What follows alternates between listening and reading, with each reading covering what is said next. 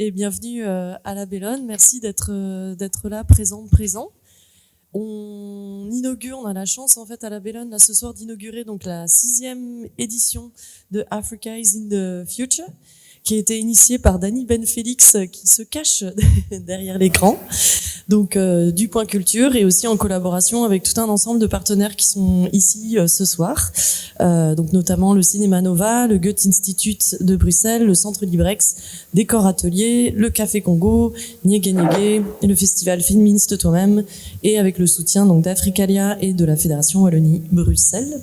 Je vais laisser les intervenantes et intervenants de la table ronde de ce soir présenter, mais je voulais juste en fait vous signaler en fait qu'il s'agit d'une édition un peu en 3 actes. Donc c'est avec vous ce soir qu'on pose les bases des questions décoloniales et qu'on ouvre les imaginaires demain. Et donc pour celles et ceux qui souhaiteraient prolonger ces questionnements, et plus spécifiquement sur l'identité numérique, alors on vous invite avec Dani donc à vous joindre au Point Culture. Donc ça sera samedi après-midi. Et les horaires exacts, c'est... Oui, et voilà, c'est sur le programme. Mais voilà, juste vous signaler que vous pouvez avoir un intérêt aussi à suivre tout le parcours donc de cette édition. Vous mentionnez aussi qu'on se retrouve donc également demain soir à la Bellone avec Séverine Granjo-Ovo, et qu'il y aura tout un parcours poétique qui est imaginé avec Maria Dogae, que je regarde, du Point Culture, et pour ce soir, et voilà, et aussi en collaboration avec Décor Atelier. Donc on commencera d'ici à 19h pour nous rendre... Pardon ? Oui, demain à 19h pour nous rendre donc au Décor Atelier. Et donc je remercie aussi Marie d'être une des collaboratrices aussi de cet événement. Voilà, je vous souhaite une très belle soirée, vous donner des éléments pratiques, qu'il y a un bar qui reste ouvert, que vous avez vu à l'accueil, qui est ouvert pendant la rencontre et aussi après la rencontre. Et donc les intervenants qui ont le micro n'ont pas besoin de porter le masque, mais il est obligatoire, comme vous le savez et que je dois vous le rappeler donc au sein de la Bellone. Je vous remercie beaucoup de votre attention et vous souhaite une bonne soirée.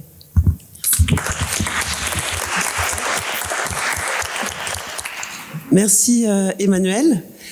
Bonsoir à tous. Je suis Ayoko Mensah, et donc la modératrice de la table ronde de ce soir. Bienvenue, merci d'être là. On peut applaudir peut-être les intervenants. Je vais vous présenter d'ici une petite minute. Et je sais pas vous, mais moi je suis vraiment très très heureuse ce soir. J'ai beaucoup de raisons d'être heureuse. La première, c'est que d'abord c'est une rencontre en vrai. Voilà, vous êtes là, ils sont là, ça fait tellement de bien.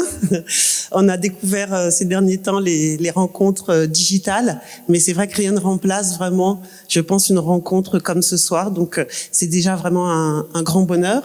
Et puis également, je suis très heureuse parce que le festival Africa is in the Future est un festival vraiment magnifique qui est au carrefour de la réflexion, de la création, mais aussi de la fête. Et je voudrais vraiment qu'on applaudisse encore une fois cette initiative et toutes les personnes qui le portent, et notamment particulièrement Dani Ben Félix. Je pense qu'il mérite vraiment. Merci Dani vraiment pour toute l'énergie que tu mets, et aussi voilà toute ton énergie et ton esprit aussi que tu mets, je trouve, et édition après édition, vraiment ce festival apporte quelque chose d'important. Je suis heureuse aussi parce que j'admire énormément les intervenants qui sont là avec nous ce soir. Donc merci d'être présents. Je vais vous présenter tout de suite. Et puis aussi évidemment, je pense que je suis tout comme vous aussi très heureuse d'être là dans ce lieu magnifique qu'est la Bellone, dans ce cadre. Et je pense que c'est aussi très inspirant. Et ici, ce lieu, à la fois par sa programmation, évidemment, son positionnement, mais aussi par, en fait, évidemment, l'architecture nous montre quelque part que voilà, on est aussi dans le sujet et qu'il faut oser, il faut risquer, il faut savoir briser des codes pour faire avancer aussi les pratiques, la réflexion, et que ça peut aboutir à des magnifiques réussites comme ce qu'est ce lieu. Donc ça fait beaucoup de conjonctions en fait qui font que ouais, c'est une soirée vraiment une belle soirée. Je vais vous présenter rapidement le programme de la soirée et puis évidemment commencer par les intervenants qui nous font l'honneur et le plaisir d'être là ce soir. Alors j'avais fait une liste comme ça qui n'est pas forcément celle dans laquelle vous êtes assis, mais je commencerai par Anne Wetsi Mpoma qui est au centre ici, voilà, qui est historienne de l'art, curatrice, galeriste, activiste et auteure. Sans doute beaucoup de vous la connaissent parce qu'elle intervient régulièrement dans des tables rondes.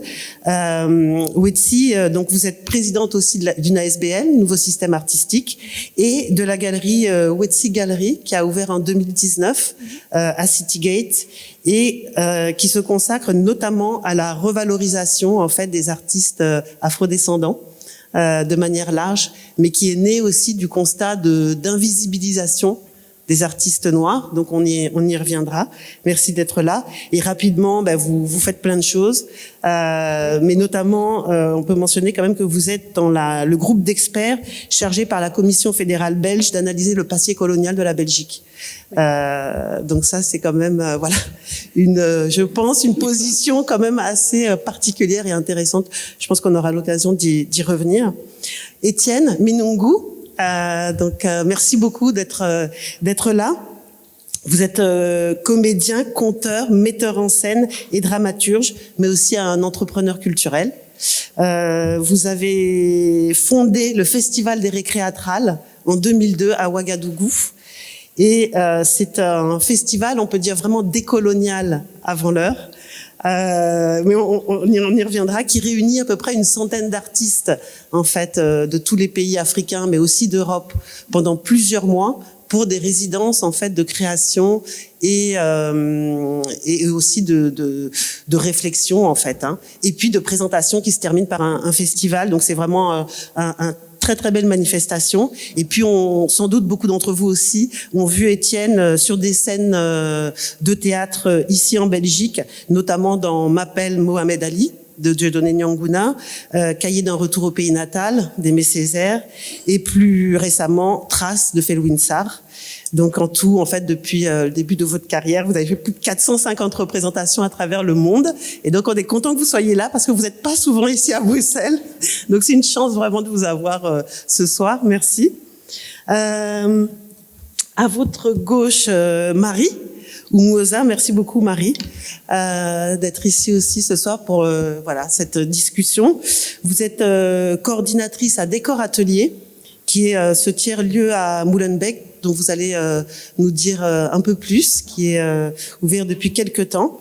Et après des études en journalisme et en gestion culturelle, en fait, voilà, vous faites des recherches et notamment en questionnant, en explorant en fait votre expérience à partir de l'intersectionnalité, mais aussi plus largement justement de l'intersectionnalité dans le monde de l'art et de la culture. Et vous êtes, on va dire, une exploratrice aussi des pratiques artistiques à Bruxelles, de la scène belge. Donc, merci. Et effectivement, vous êtes aussi un partenaire du festival important avec cette belle soirée, enfin plusieurs soirées qui auront lieu prochainement. Et puis voilà, tout de suite, là aussi à ma gauche, je termine par vous, Baobab Van de Teranga. Baobab Van de Teranga. Non, mais je le redis parce que rien que de dire en fait votre nom d'artiste, moi je trouve qu'on pourrait consacrer toute cette table ronde en fait à expliciter en fait un peu ce nom et ses références. Mais c'est magnifique. Donc vous êtes une artiste et intellectuelle avec une formation d'urbaniste aussi, et vous dites sur Terre, vous vous incarnez dans un corps de femme dont la trajectoire est à la croisée de la Caraïbe et de l'Afrique de l'Ouest. Voilà, et vous travaillez aujourd'hui pour l'organisation néerlandophone To Stand, mais le Baobab est mobile et vous naviguez entre Dakar, Saint-Louis et Bruxelles. Voilà, donc vraiment merci à vous quatre d'être là. On excuse en fait Thomas Moteba Lutumbwe qui est souffrant et donc qui ne peut être là. Voilà, donc ça sera pour j'espère une prochaine rencontre. Et puis on excuse aussi Olivier Marbeuf qui n'a pas pu venir en fait jusqu'ici, mais qui est quand même présent dans la rencontre. Et ça, on en est vraiment très heureux puisqu'il a enregistré spécialement en fait une introduction à ce débat. Et vous allez voir qu'il pose toujours aussi clairement en fait les enjeux. Donc avant de lancer en fait cette vidéo d'introduction, peut-être juste vous dire voilà la discussion s'articulera en grosso modo 3 parties, mais donc on va revenir sur en fait la présentation des activités des intervenants, mais aussi leur vision en fait des enjeux décoloniaux sur la scène bruxelloise et belge. Et puis ensuite, on parlera plus précisément en fait vraiment de leur pratique, à la fois artistique et curatoriale. Et à la fin, en fait, ce sera place au futur. Et voilà. Et en fait, sur vraiment du coup les perspectives, puisque quand même l'intitulé, vous avez vu de cette table ronde est quand même impressionnant. Hein, décoloniser les arts, libérer les imaginaires, remodéliser la matière. Donc en fait, on vous avait pas dit, mais c'est pas une rencontre d'une heure, c'est un séminaire d'une année. Donc vous ne sortez plus jusqu'à ce qu'on ait fait le tour de toute la question. Donc voilà, non, c'est un peu pour plaisanter, mais c'est vrai que c'est un sujet très très large, mais on finira par voilà, peut-être effectivement laisser un peu libre cours en fait à vos idées, à vos perspectives, aussi à vos utopies, parce que il en faut. C'est aussi comme ça qu'on fait voilà avancer le débat. Donc et puis il y aura évidemment un temps d'échange avec le public voilà à la fin. Je pense qu'on aura au moins une bonne demi-heure, j'espère, parce que j'imagine que vous aurez énormément de questions. J'ai beaucoup parlé, mais c'était pour un petit peu présenter le contexte et on écoute maintenant Olivier Marbeuf. Bonjour, bonsoir. Déjà, je suis un peu désolé de ne pas pouvoir être parmi vous ce soir pour discuter de vive voix ces questions de décolonisation des institutions culturelles au point culture. Mais là, je prépare un voyage et j'ai pas réussi à trouver l'espace-temps pour me glisser à Bruxelles. Mais ce sera pour une prochaine fois. Et alors, je me permets donc de faire une petite introduction, une petite proposition pour réfléchir à cette question complexe et épineuse de la décolonisation des institutions de l'art et de la culture, on va dire en Occident. Alors déjà, en fait, c'est vrai que on utilise maintenant de manière extrêmement répétée et systémique ce terme de décolonisation, mais quelque part, on revient assez peu sur ce qu'on entend par colonial ou colonisation. Donc, ce qu'on déconstruit n'est pas en fait assez clairement énoncé. Et moi, je pense que ce qui est le point de départ qu'on prend pour analyser et pour mettre en récit ce qui est fondamental pour nous dans le moment colonial en termes structurels, en termes de ce qui produit de particulier, ce point de départ quelque part va conditionner ce qu'on appelle ensuite décoloniser et de manière générale le geste décolonial. Donc pour moi en fait ce qui est assez important, c'est que le point de départ, c'est que le colonialisme repose sur la création de catégories hors humaines, la production de séparation, donc dans ce capitalisme moderne. Ces séparations vont permettre des exploitations radicales. Et la production de ce que j'appelle du hors humain, ça va être à la fois la production de la nature, qui va permettre de l'exploiter comme ressource, mais c'est aussi la transformation, on le sait, d'autres êtres humains en ressources fongibles à travers l'esclavage. Donc, ce qui est assez important, c'est que si on prend l'aspect humain de la question, mais on pourrait aussi garder en tête l'aspect écologique auquel on va revenir, c'est de comprendre que la colonisation et ce mouvement colonial qui compose aussi le capitalisme moderne est fondamentalement une structure raciste, sexiste, patriarcale. Elle l'est fondamentalement, c'est-à-dire qu'en fait le racisme n'est pas une conséquence malheureuse du système capitalisme colonial, mais en est l'un des fondements, puisqu'en fait il permet de créer une séparation relativement radicale qui justifie l'exploitation de certains humains par d'autres. Et on voit bien que dans le cas de l'esclavage, on rentre dans quelque chose qui va encore un peu plus loin qu'une exploitation courante, plus que c'est la transformation d'êtres humains en biens meubles. Et donc, leur production et leur considération en tant que ressource. Et ça, c'est assez important pour moi, cette transformation en tant que ressource. Donc, quelque part, si on réfléchit à ce que ça veut dire décoloniser, si on part de ces principes assez fondamentaux de la production, de la considération du vivant comme ressource, et aussi de l'accumulation de valeur à partir de l'extraction de ce vivant comme ressource, alors décoloniser pourrait être pensé comme un retour vers ce que moi j'appelle des vivants multiples, c'est-à-dire pour les vies notamment minoritaires, sortir de leur rôle de ressource.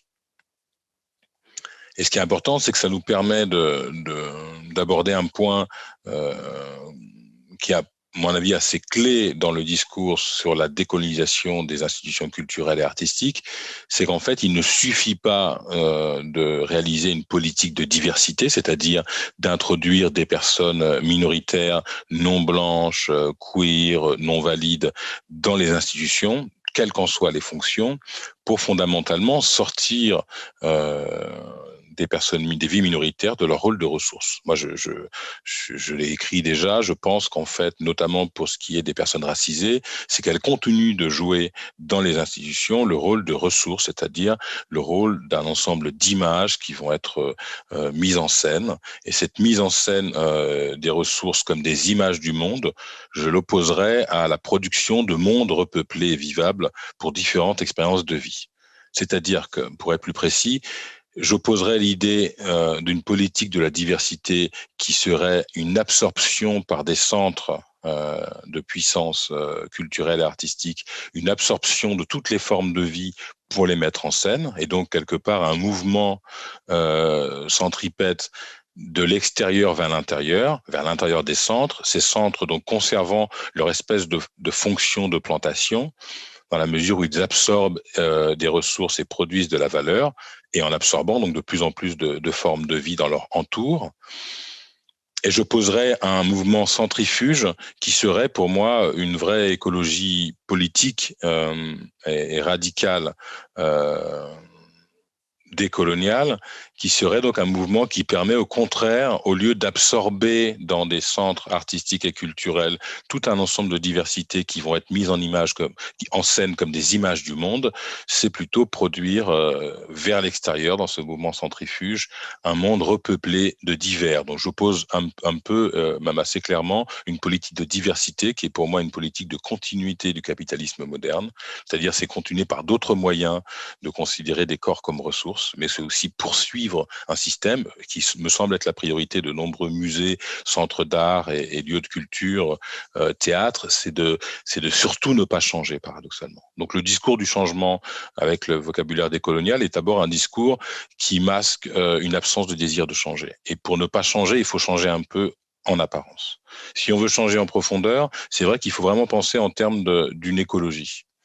Et donc cette écologie, c'est plutôt penser que les grands centres d'art et de culture, qui se sont très largement privatisés ces dernières années, ne peuvent plus être des zones d'accumulation de formes, de propositions, de vie autre. On voit avec la fondation Luma à Arles, pour prendre un exemple en France, qu'une même fondation qui va vraiment se comporter de manière extrêmement prédatrice en termes urbains, va acheter des terrains, va acheter des maisons, va construire tout un espèce de complexe de tourisme culturel et va ériger une espèce comme ça de geste phallique dans l'espace pour signifier sa présence de manière extrêmement violente, avec des matériaux extrêmement toxiques, va par ailleurs déployer tout un programme pour parler d'écologie radicale, pour parler de pensées, les plus radicales possibles. Donc on voit bien que dans un geste qui va être un geste quelque part de destruction des possibilités de vie radicale, donc de destruction d'un environnement émancipateur. En même temps que de ce geste donc de destruction, il y a un geste d'accumulation de tout ce qui pourrait ressembler à une épistémologie de la radicalité. Donc ça, on le sait, et c'est quelque chose qu'on doit essayer de penser avec courage et sincérité pour plutôt essayer de penser une institution culturelle et artistique aujourd'hui comme quelque chose qui permet en fait de développer des espaces de différence plutôt que de les absorber. Donc là, moi, je repense, et je finirai avec ça, à la proposition, à la métaphore de l'écrivaine jamaïcaine Sylvia Wynter, quand elle parle de plot and plantation, c'est-à-dire la plantation et la parcelle. Moi, je pense qu'effectivement, un geste de décolonisation est d'abord un geste qui produit des parcelles de savoir, de pratique et d'expérience dans son environnement, plutôt que de détruire l'environnement pour ériger un espace où s'accumulent tous les savoirs. Donc voilà, c'est à partir de cette réflexion-là que moi j'ai essayé d'aborder la manière dont les institutions culturelles doivent ou devraient se décoloniser, ce qui implique pour moi, pour être tout à fait clair, qu'elles se déconstruisent et qu'elles se décomposent aussi. Décomposent vraiment presque matériellement. Donc à l'inverse de l'érection de la fondation Luma, j'aurais tendance à dire que c'est en déconstruisant brique à brique l'institution et en construisant de manière beaucoup plus horizontale des espaces de savoir qu'on a une chance de construire une écologie décoloniale pour la pensée et les formes de demain. Voilà, merci.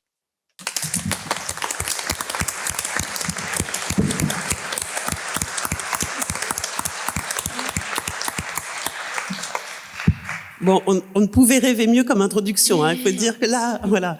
Un grand merci à Olivier pour cette contribution.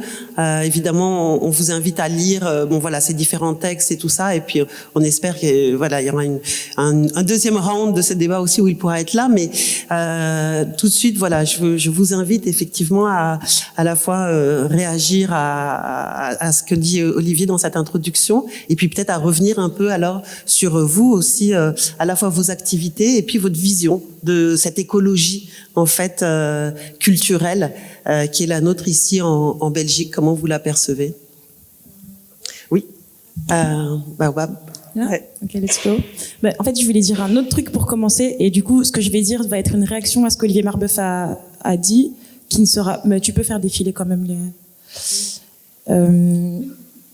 Je voulais quand même juste dire un truc avant de réagir sur Olivier Marbeuf. Juste, vous êtes magnifique. Merci beaucoup. En vrai, je suis choquée du public, la vérité. Et je suis sûre que dans ce public, il y a énormément de gens qui auraient aussi pu être assis ici et discuter avec nous. Donc, j'espère qu'on aura un échange qui sera très riche et que c'est pas parce qu'on est là avec des micros que quelque chose, hein. Voilà. Tout à fait. De base. La classe. Mais du coup, ça tombe bien qu'il ait parlé de Sylvia Wynter, parce qu'en fait, je viens juste de découvrir cette autrice et d'écrire un article à partir de sa pensée. Et je sais pas si on la connaît beaucoup, mais moi, je la connaissais pas. C'est une femme caribéenne qui a travaillé aux États-Unis dans les années 80. Et déjà, elle a écrit un bouquin qui est incroyable, qui s'appelle No Humans Involved. Et en fait, l'idée, c'est qu'aux États-Unis, quand les policiers tuaient des Noirs américains à Los Angeles, à Silk Road, en fait, ils classaient les dossiers des Noirs américains tués avec marqué No Humans Involved. Autrement dit, on a tué un homme noir, mais le dossier n'existe pas, en fait, genre à la poubelle file, quoi. Voilà. Donc incroyable. Enfin, je veux dire, c'est réel. Et par rapport à la question, donc Sylvia Wynter est à lire, en fait. On la connaît pas, c'est pas Angela Davis, elle n'a pas la même recognition, mais elle est à lire, vraiment. Elle est dans notre imaginaire quelque part. Et sur la question, et c'est Winter avec un Y et pas Winter avec un I comme l'hiver. Bon, bref, mon article, il sera dans NY aussi, une revue néerlandophone, donc n'hésitez pas à la lire. Non, je rigole. Non, ce que je voulais vraiment dire par rapport à Sylvia Wynter et à l'écologie décoloniale. Donc, je pense qu'il y a deux messages forts dans ce qu'a dit Monsieur Marbeuf. Le premier message fort, c'est, en gros, je traduis, l'écologie, c'est pas pour les blancs, en fait. Je m'excuse si jamais il y a des personnes blanches dans la salle et que vous êtes heurtés. Je parle de blanc politique. Ce que ça veut dire, c'est, en fait, on nous a trop fait croire. En fait, l'écologie, en tant que lutte politique, elle a été, du coup, blanchisée, en fait, tout simplement, en termes de gens qui luttent, en termes de manière de lutter, en termes de slogans, en termes de stratégie, en fait. Alors que, comme l'a dit Monsieur Marbeuf, effectivement, nous vivons dans un monde profondément coloniale en fait, et en fait, et la terre aussi est colonisée en fait, et donc tout ça pour dire que dans nos luttes, aujourd'hui on se dit intersectionnelles, mais nos luttes en fait elles doivent déborder de genre, race, classe, jusqu'à aller sur l'écologie. Et là, quand on parle d'écologie, je m'excuse si jamais vous êtes un peu sensible, ça va jusqu'au délire de Pachamama, de spiritualité, en fait. Enfin, je veux dire, ça va très très loin. Ça va jusqu'aux questions aborigènes, jusqu'aux populations animistes. Ça va très très loin. En fait, ça nous reconnecte vraiment avec littéralement le cosmos. Mais bon, je vais pas trop dévier, sinon on va dire que je suis devenue un gourou. Donc je vais me calmer ici. Donc la première idée, c'est l'écologie, c'est pas que pour les blancs, c'est pour nous tous et nous toutes, y compris les racisés, mais à nous de faire ça à nos manières, en fait. À nous d'aller rechercher les herbes de nos mères, de nos tantines, etc. Et l'autre chose que j'ai apprise en travaillant sur Sylvia Wynter, j'ai pas du tout répondu à la question de base, mais c'est pas, ça va pas arriver. C'est en fait, je me suis beaucoup intéressée au lien qu'il y a entre Black Lives Matter, Defund the Police et la Palestine. J'ai cherché les liens, cherché les solidarités qui existent entre ces différentes luttes, parce que pour moi, pour décoloniser nos actions, il faut que nos actions soient profondément, bon, non pas internationales, puisque je ne crois pas dans les nations, donc inter quelque chose, mais pleine, on va dire. Et ce que j'ai découvert, c'est qu'en fait, le mot conspiration vient du latin cum spirere, qui veut dire respirer ensemble, en fait. Donc conspirer, donc faire un complot, en fait, hein, cette idée-là de s'organiser contre le roi et de fomenter le pouvoir et d'aller faire tomber des dictateurs en Afrique, ça on aime beaucoup. En fait, c'est un projet politique essentiel, en fait. Et l'idée de solidarité repose pleinement sur l'idée de aligner son souffle avec le voisin, la voisine. Voilà. Et donc, tout ça pour dire que, effectivement, des luttes décoloniales, des luttes, nos luttes d'aujourd'hui, en fait, hein, pour moi, la solidarité doit être prise dans un tout qui dépasse de loin, en fait, la question des papiers, du logement. En fait, c'est-à-dire qu'on est vraiment sur l'échelle humaine de, OK, you can't breathe, tu peux pas respirer, alors en fait, on va faire un exercice ensemble pour que tu puisses respirer. Tu vois? Il y a vraiment quelque chose comme ça de l'ordre du, je sais pas où j'en suis dans le timekeeping. Non, mais je trouve que c'était bien, même si tu n'as pas répondu à la question, finalement. Merci. Ouais, non, c'était très bien, puisque finalement, tu as aussi réagi par rapport, effectivement, à toi, aussi, ta perception de ce qu'est l'écologie, de ce que peut être une écologie décoloniale. Donc, continuons, justement, du coup, le tour de table. Wetsi, si tu veux prendre la parole. Écoutez, tout d'abord, moi, je suis ravie d'être parmi vous ce soir, et c'est vrai que ça fait vraiment plaisir d'être en présentiel et d'avoir une telle audience où effectivement il y a beaucoup de visages connus avec qui, voilà, et je serais vraiment ravie d'échanger après avec les visages connus et inconnus. Alors, pour revenir à l'introduction d'Olivier Marbeuf, comme tu l'as dit, c'était assez génial de commencer par ça, parce que j'ai l'impression qu'il a vraiment posé le débat et qu'après ça, en fait, on peut rentrer chez soi et travailler, continuer. C'est bon, tout a été dit. Mais je voudrais quand même rebondir sur certaines choses qu'il a dites. Par exemple, cette histoire de l'écologie politique, décoloniale et radicale, c'est vraiment quelque chose... c'est vraiment une idée, une valeur avec laquelle je m'aligne de plus en plus dans le travail que je fais aujourd'hui. Donc, fin 2019, j'ai créé la WCR Galerie qui se trouve dans l'espace partagé de Café Congo. Et donc, depuis, j'ai pu organiser différentes expositions, mettre en avant les œuvres d'artistes racisés, afrodescendants de Belgique. Et cela a créé une certaine visibilité qui fait que depuis, j'ai aussi des partenariats avec des institutions. Et il n'y a rien à faire, en fait. Je trouve que les partenariats avec les institutions ne sont jamais qu'une reproduction des relations de pouvoir coloniales et qu'on a vraiment beaucoup de mal à en sortir. Donc, je pense que ça, c'est un aspect sur lequel on pourra revenir tout à l'heure quand on parlera des financements. Mais c'est vrai que... Donc, du coup, quand il a dit ça, je dis, mais oui, tout est dit. On veut se décoloniser, on veut décoloniser nos actions, donc on doit pouvoir aussi se mettre dans une situation où on a le choix et où on ne doit pas faire de collaboration désagréable. Pour couper court à ce sujet-là. Quand il parle aussi de bien énoncer ce qu'on veut déconstruire, je pense que ça c'est quelque chose aussi effectivement d'assez important. Le titre même de cette table ronde le dit, décoloniser les arts, mais il faut libérer les imaginaires, parce que en tout cas pour moi, je pense peut-être que aussi mon point de vue d'historienne de l'art, j'aime bien toujours reprendre les choses de manière chronologique. Et quand on regarde dans l'histoire de la colonisation, enfin, dans l'histoire de l'humanité, qu'est-ce que la colonisation a apporté? Eh bien, c'est ce changement de point de vue, cette déshumanisation qui a dit qu'à un moment, eh bien, tout ce qui était non blanc était donc non humain. Et quand on parle des imaginaires, c'est tous les imaginaires qui sont liés à cette déshumanisation. Eh bien, c'est ça aussi qu'on doit reconstruire, qu'on doit regagner aujourd'hui dans le travail décolonial. Et c'est aussi un travail que j'essaye de faire. Et je sais que bon, voilà, on est à plusieurs à le faire. Mais je pense que là, il y a vraiment beaucoup de travail à faire, effectivement. En termes de redonner de la valeur à des choses qui ne l'étaient pas. Et ça se passe autant dans la vie personnelle que dans la vie, qu'au niveau du travail de curatrice. C'est-à-dire que de plus en plus, j'ai vraiment besoin d'aligner, que tout soit aligné en fait, et que qu'il y ait de la cohérence. Et donc, ce travail-là, pour moi, il n'est possible que parce que je suis dans la marge, je suis dans un espace protégé où je dois pas croiser Guido Gressels tous les matins, pour ne pas le citer.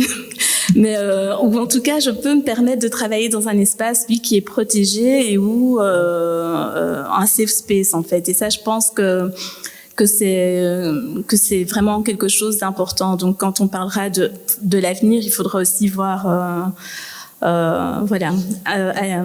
aborder en tout cas cet aspect-là. Et qu'est-ce qu'il a dit d'autre qui était intéressant, et aussi juste pour rappel, pour les conversations de bistrot qui peuvent recommencer bientôt, ou les conversations des transports en commun.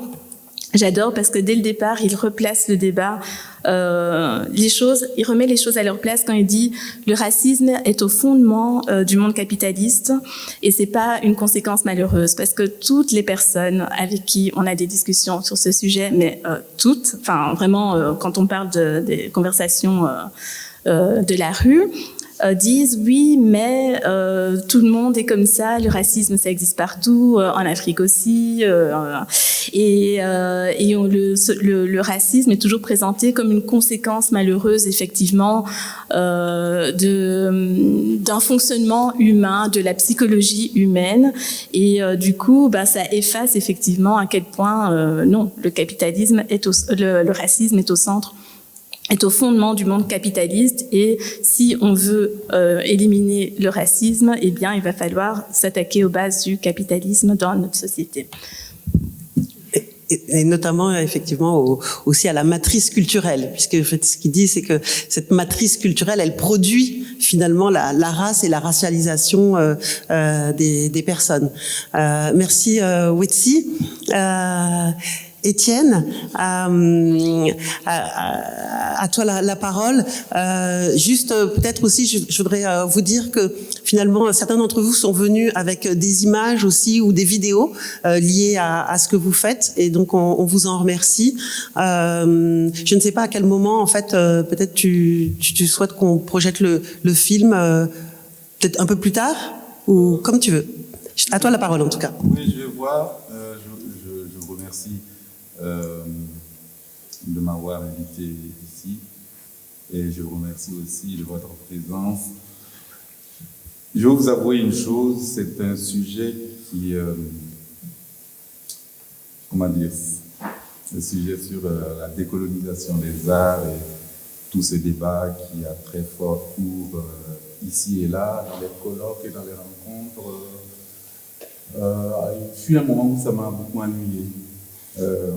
Pas que le sujet en soi ne soit pas un sujet extrêmement important, puisqu'il structure les rapports du monde aujourd'hui, à la fois sur le plan écologique, économique, culturel, etc. Mais parce que tout simplement, je sentais qu'il y avait énormément de fureur et de ressentiment et beaucoup de colère et de tristesse. Et pas non plus que ces colères, ces tristesses et ces fureurs ne soient pas justifiées, parce qu'une partie du monde est exclue, une partie du monde est racialisée, une partie du monde vit dans cet inconfort d'une globalisation qui ne lui appartient pas, et donc forcément, et ça crée à la fois de la frustration, de la colère, de la misère humaine, tout simplement.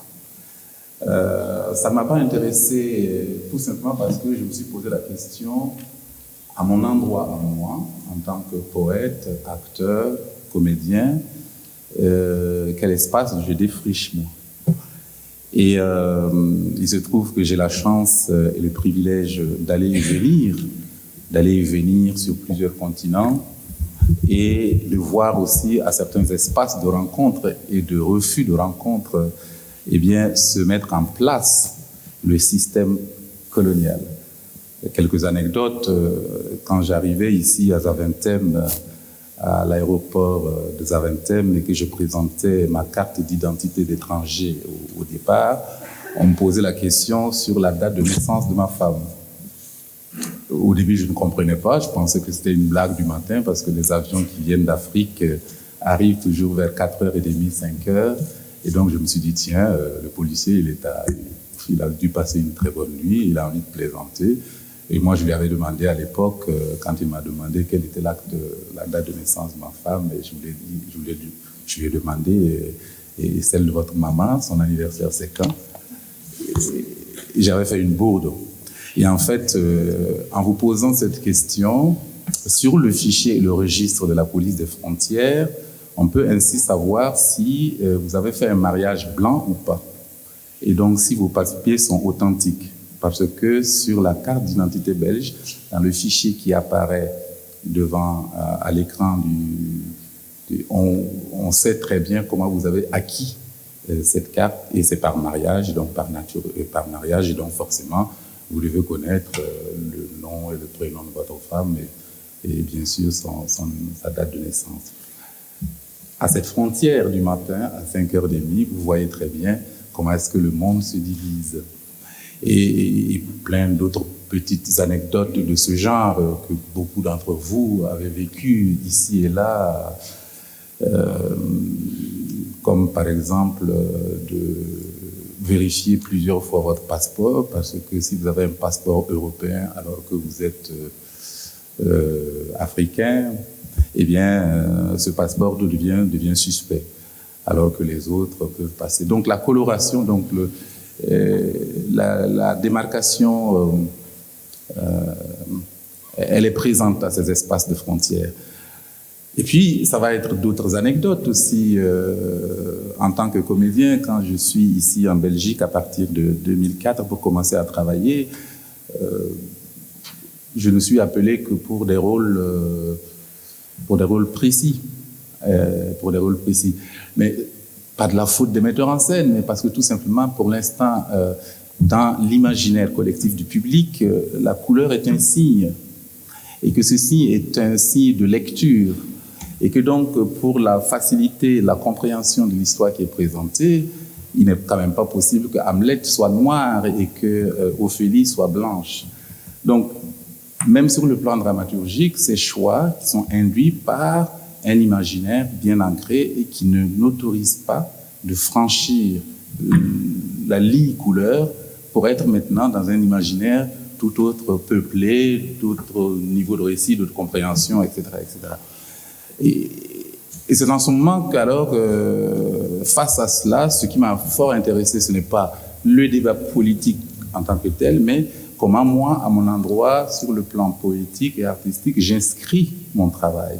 Et c'est comme ça que je vais créer, à partir de 2013, m'appelle Mohamed Ali de Dieudonné Angouna, avec plusieurs représentations ici. Et j'ai bien été heureux de recevoir le prix du meilleur seul en scène au prix de la critique en 2015. Donc, vous voyez, les choses aussi évoluent quelque part. Et puis, ça va être le cahier d'un retour au pays natal. Et ensuite, Soni Laoutansi, Si nous voulons vivre, et maintenant Trace. Alors, évidemment, en reprenant ces auteurs-là, que j'ai appelés les pacificateurs de la mémoire, ce sont des auteurs qui creusent très fort dans le sillon de nos imaginaires, tout ce qui constitue en fait notre regard du monde. Et que quelque part, la manière dont ils ont renommé l'histoire, recomposé l'histoire en la restituant de façon poétique, eh bien, je pensais que cette matière-là était à même de nourrir mon rapport avec le public, de varier aussi nos discussions, nos échanges et espérer que par cette matière poétique-là, les choses bougent et changent. Mais ce n'était pas suffisant, évidemment. À un moment donné, on voit très bien que le combat poétique qui se mène par la création ne suffit pas, pour la simple raison qu'on est confronté, comme il le disait tout à l'heure, aux institutions culturelles qui, elles, ne bougent pas beaucoup parce qu'ils sont liés par des financements publics, ils sont liés par des conseils d'administration, ils sont liés par toute une histoire, bref, ils sont liés par tant de choses que ceux qui osent à l'intérieur des maisons culturelles de renverser la tendance pour diversifier les regards et les imaginaires, etc., eh bien, ce n'est pas facile. Alors, je suis retourné chez moi, gardant le lien avec chez moi pour créer là-bas le festival des récréatrales, des résidences d'écriture, de création, de recherche théâtrale, parce que je peux vous dire que entre 2004 et 2021, c'est-à-dire à peu près presque 17 ans, eh bien, j'ai été appelé, c'est-à-dire le comédien qui est chez lui et qui attend un coup de fil, que ce soit d'un réalisateur ou que ce soit d'un metteur en scène, j'ai été appelé 4 fois. Et sur les 4 fois, j'ai eu 2 rôles. Bon, vous imaginez bien que si je devais attendre qu'on m'appelle, qu'on me décroche pour un casting ou pour une présentation, je n'irai pas loin. Donc, ça m'a amené évidemment à créer mon propre travail, et mon propre travail à la fois en tant qu'artiste ici, et mon propre travail en tant que lieu de création, aussi pour des artistes africains. Et c'est comme ça qu'on a mis en place les résidences d'écriture, de création, de recherche théâtrale. Je vais vous en présenter ces 2 minutes, comme ça vous voyez aussi. Il se pose aussi une question aussi, c'était le déplacement, parce que ne pensez pas que les logiques coloniales ou décoloniales sont seulement à l'œuvre ici. Elles sont aussi à l'œuvre ailleurs, et évidemment sur le continent, avec une acuité politique beaucoup plus brûlante, parce que là, c'est une question de vie ou de mort. Pour l'instant, ici, ce n'est pas encore une question de vie ou de mort, mais sur le continent africain, la logique coloniale continue avec ses ramifications sur le plan économique, dans la prédation économique, sur le plan politique, dans la corruption des élites, sur le plan intellectuel, dans la corruption des enseignements, sur le plan politique, esthétique aussi, dans le contingentement du geste artistique, parce que c'est eux qui possèdent les lieux. Donc, le combat pour la décolonisation sur le continent prend des proportions vitales assez importantes. Donc, il s'agit pour nous aussi de faire tout un travail d'esquive, de déplacement, de négociation, et pour petit à petit gagner des espaces. Et c'est comme ça qu'on a mis en place les récréatrales, qui permet à des artistes du continent africain, auteurs, metteurs en scène et comédiens, de venir travailler, mais ils ne travaillent plus dans les institutions culturelles. Ils travaillent maintenant dans les cours familiales. Nous sommes dans une rue longue d'à peu près 1 demi-kilomètre, et de part et d'autre de la rue, il y a les cours. Et les cours sont les lieux de convivialité, les lieux de discussion sociale. Et comme pour moi, le théâtre est un espace du débat social, de la discussion sociale, eh bien, c'est dans ces lieux-là qu'on peut réinventer d'autres récits, d'autres manières de faire du récit pour rassembler davantage du peuple. Donc, je vous propose à ce titre-là un teaser sur 2 minutes sur les récréatrales.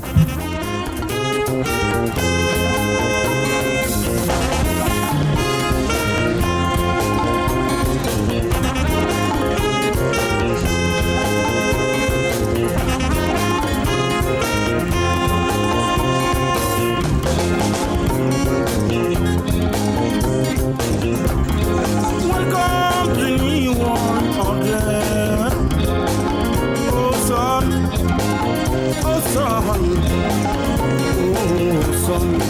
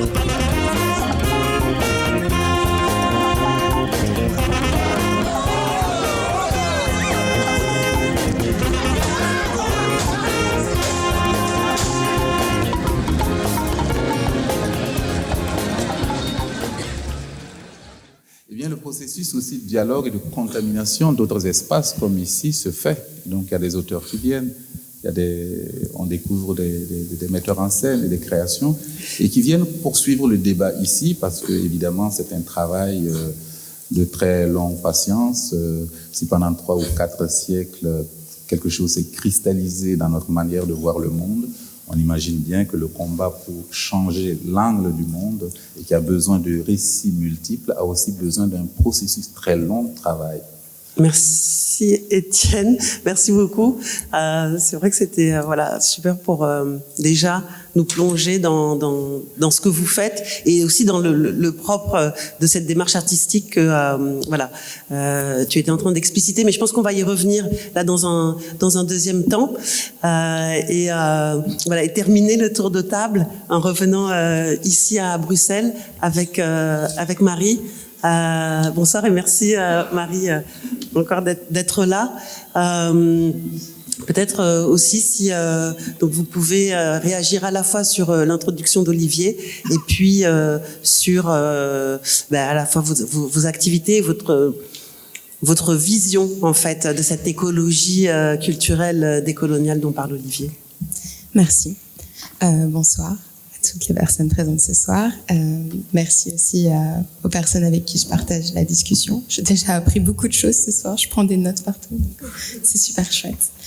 Donc, je ne sais pas si je vais vraiment répondre à Olivier Marbeuf, mais j'ai noté 3 mots en fait, 2 mots et demi, qui m'ont directement fait penser à Décor Atelier et à la manière dont on travaille. C'est bâtir des espaces de différence. Donc, pour les personnes qui peut-être ne connaissent pas Décor Atelier, c'est un projet axé autour de l'espace et de l'autonomie qui, dans les bonnes conditions, peut en découler. Donc, à Décor Atelier, je m'occupe de la coordination artistique ainsi que du programme de résidence. En tout cas, c'est le principal de ma mission. C'est ce que j'ai fait durant les derniers mois, principalement de janvier à juin. Et dans le cadre du programme de résidence et du programme artistique, l'idée principale est d'aller vers des artistes en pleine éclosion. Donc, je pourrais utiliser également le terme émergence, mais l'émergence, c'est une idée de base et de fin, d'apogée, alors que l'éclosion peut arriver en plusieurs temps, en plusieurs moments, en plusieurs endroits, de plusieurs façons différentes. Et c'est ça qui nous intéresse tout particulièrement à Décor Atelier. Voir dans quel espace, physique ou mental, on peut se rencontrer entre artistes et organisateurs, entre projets, etc. Et cet été, donc à partir du mois de juillet, j'ai mis mon attention plus particulièrement sur la coprogrammation de notre festival d'été, Something When It Doesn't Rain. Donc c'est un festival qui a duré l'été dernier 8 semaines et cet été 4 semaines. C'est un programme pluridisciplinaire. Ça va des workshops, aux talks, aux conférences, aux concerts, aux performances, aux ateliers pour enfants, toutes sortes de choses. Et la devise principale qu'on avait pour cet été, c'était « By them, through us, for you ». Donc par eux, elles, à travers nous, pour vous, pour toi, pour vous. Et c'est une devise qui peut sembler un peu réductrice ou abstraite, mais en mon sens, elle est assez primordiale. Dans l'idée que, allez, ça fait que quelques années maintenant que je suis à Bruxelles, que je navigue dans le paysage culturel, mais quelque chose que j'ai remarqué beaucoup, et j'ose espérer que le plus souvent c'est inconsciemment, c'est le cloisonnement. Le cloisonnement, la tendance en fait au cloisonnement des institutions. Donc ce cloisonnement, ça peut être par rapport à leur image, par rapport à leur programme, par rapport à la façon dont les institutions collaborent avec les artistes, la manière dont elles accueillent les publics. Et ce cloisonnement, j'en ai aucun doute, a sans doute des origines multiples. Il y a la tradition, il y a les coutumes, mais il y a aussi des visions qui restent coloniales ou néocoloniales dans tous ces aspects-là. Donc, j'y reviendrai plus tard dans les autres questions, mais je pense que cette discussion sur la décolonisation des arts et la remodélisation des imaginaires, elle doit passer par une discussion sur la décolonisation des institutions et une remodélisation des divers rapports qu'elles entretiennent en fait avec leur environnement, avec leur public et avec les artistes. Merci Marie. Effectivement, ce que tu soulignes, excusez-moi, du coup, je suis passée du vous au tu, hein, mais voilà, c'est aussi peut-être voilà un peu décolonial. Et puis on avait échangé, donc je continue sur le tu, mais ce que tu soulignes et ce que souligne aussi Olivier, c'est qu'effectivement il s'agit bien du processus en fait de décolonisation de ces institutions culturelles et du coup peut-être justement dans un deuxième temps j'aimerais qu'on aborde plus particulièrement deux questions. La première, donc, c'est vraiment autour effectivement de vos démarches curatoriales et artistiques. Et la première, c'est justement cette attention dont il parle à la question de la scène de représentation. Où est-ce qu'on parle ? Finalement, ce n'est pas tant qui parle, la représentation, que de se poser la question de d'où je parle. Et effectivement, quand on se pose cette question-là, alors il y a très clairement des espaces différents. Olivier à Marbeuf a d'ailleurs une opinion assez nette, assez tranchée sur les institutions culturelles, on va dire institutionnelles européennes, où il dit finalement ces institutions, elles sont toxiques. Elles sont le produit même de l'idéologie coloniale et de l'histoire coloniale, et ce n'est pas de là, en fait, que va partir la décolonisation des arts. Donc, il faut laisser ces institutions de côté et, au contraire, tourner notre attention vers d'autres espaces où il est possible d'inventer, en fait, réellement alors d'autres formes artistiques, une autre manière d'être au monde, une autre écologie justement, une écologie décoloniale. Donc la question de cette scène de représentation est essentielle. Et puis donc je voudrais vraiment, si vous pouvez tous, à travers vos démarches artistiques et curatoriales, revenir sur, pour vous, quelle est cette importance finalement du lieu d'où vous parlez, et cette question des espaces. Je sais à quel point elle est cruciale, et je pense que vous en faites tous quelque part l'expérience, et vous êtes engagés dans cette existence d'autres espaces. Et puis la deuxième question qui me semble aussi importante, c'est la question finalement des critères artistiques. Ces fameux critères artistiques qui aujourd'hui définissent encore énormément une sorte de catégorisation, je veux dire, des productions artistiques et culturelle, et pour lequel je trouve vraiment le mouvement décolonial, la pensée décoloniale fait beaucoup pour on va dire repenser, déconstruire ces catégories et essayer de mettre en place aujourd'hui d'autres catégories qui correspondent beaucoup plus à on va dire la pluralité finalement des cultures, des approches, des expériences, et aussi finalement des enjeux. Donc, on avait établi un peu un ordre de parole, mais qui souhaite prendre la parole un peu sur ces deux questions. Dans l'ordre, c'était Wetsi, normalement. À toi la parole. Ben oui, mais les deux questions sont très intéressantes, sont très pertinentes. La question donc de l'existence d'autres espaces, c'est vraiment cette nécessité de pouvoir évoluer dans un espace où on va pas sentir le regard de l'autre, on va pas sentir le regard de ah oui mais c'est pas ça correspond pas aux critères, ça correspond pas. Enfin, c'est vraiment l'idée d'avoir cet espace de liberté. Et c'est vrai que moi, quand j'ai commencé, je me suis pas posé beaucoup de questions. On avait un espace qui était là, qui était disponible, et on s'est mis à plusieurs pour pouvoir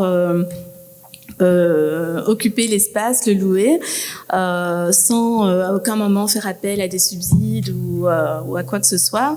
Après, pour pouvoir organiser les expositions, accueillir des artistes, j'ai reçu, j'avais fait une demande pour avoir un subside, donc c'était vraiment pour un projet. Et donc c'est avec ça qu'on a pu un petit peu créer ces projets, accueillir les artistes. Mais cette question, elle est quand même assez épineuse en soi parce que comment on fait pour créer un espace qui serait un safe space où on peut accueillir des gens, où on peut s'organiser sans moyens, sans argent. On sait aujourd'hui qu'en Belgique que ce sont les institutions qui prennent les subsides, qui prennent les financements pour travailler avec des afrodescendants, pour travailler avec des personnes racisées. Donc, quelque part, on est toujours dans une situation, en tout cas pour le moment, si on ne change pas cette situation, justement, si on ne décolonise pas tout ce système-là, on sera toujours dans une position où, à un moment, les institutions peuvent venir nous faire un peu de l'œil et essayer toujours sous couvert et toujours nous faire du charme, en fait, un peu le chant de la sirène, pour dire « Ah, mais regardez, on essaye de changer, on va travailler ensemble, ça va être différent. » Et puis finalement, à chaque fois qu'on se retrouve à l'intérieur, en tout cas si je parle de mon expérience, il y a toujours un truc qui est hyper toxique dans la relation, qui ne change pas et où je me dis, en fait, j'aurais mieux fait de rester chez moi aujourd'hui. Donc cette question-là, elle est réelle. Je pense qu'il faut vraiment trouver des solutions et penser à mener des actions communes et collectives sur ces questions-là. Après, ce que je trouve gai quand on est libre et qu'on est indépendant, c'est que finalement, on fait ce qu'on veut. Moi, les artistes avec qui je travaille, je me demande pas si on va pouvoir passer dans tel ou tel milieu.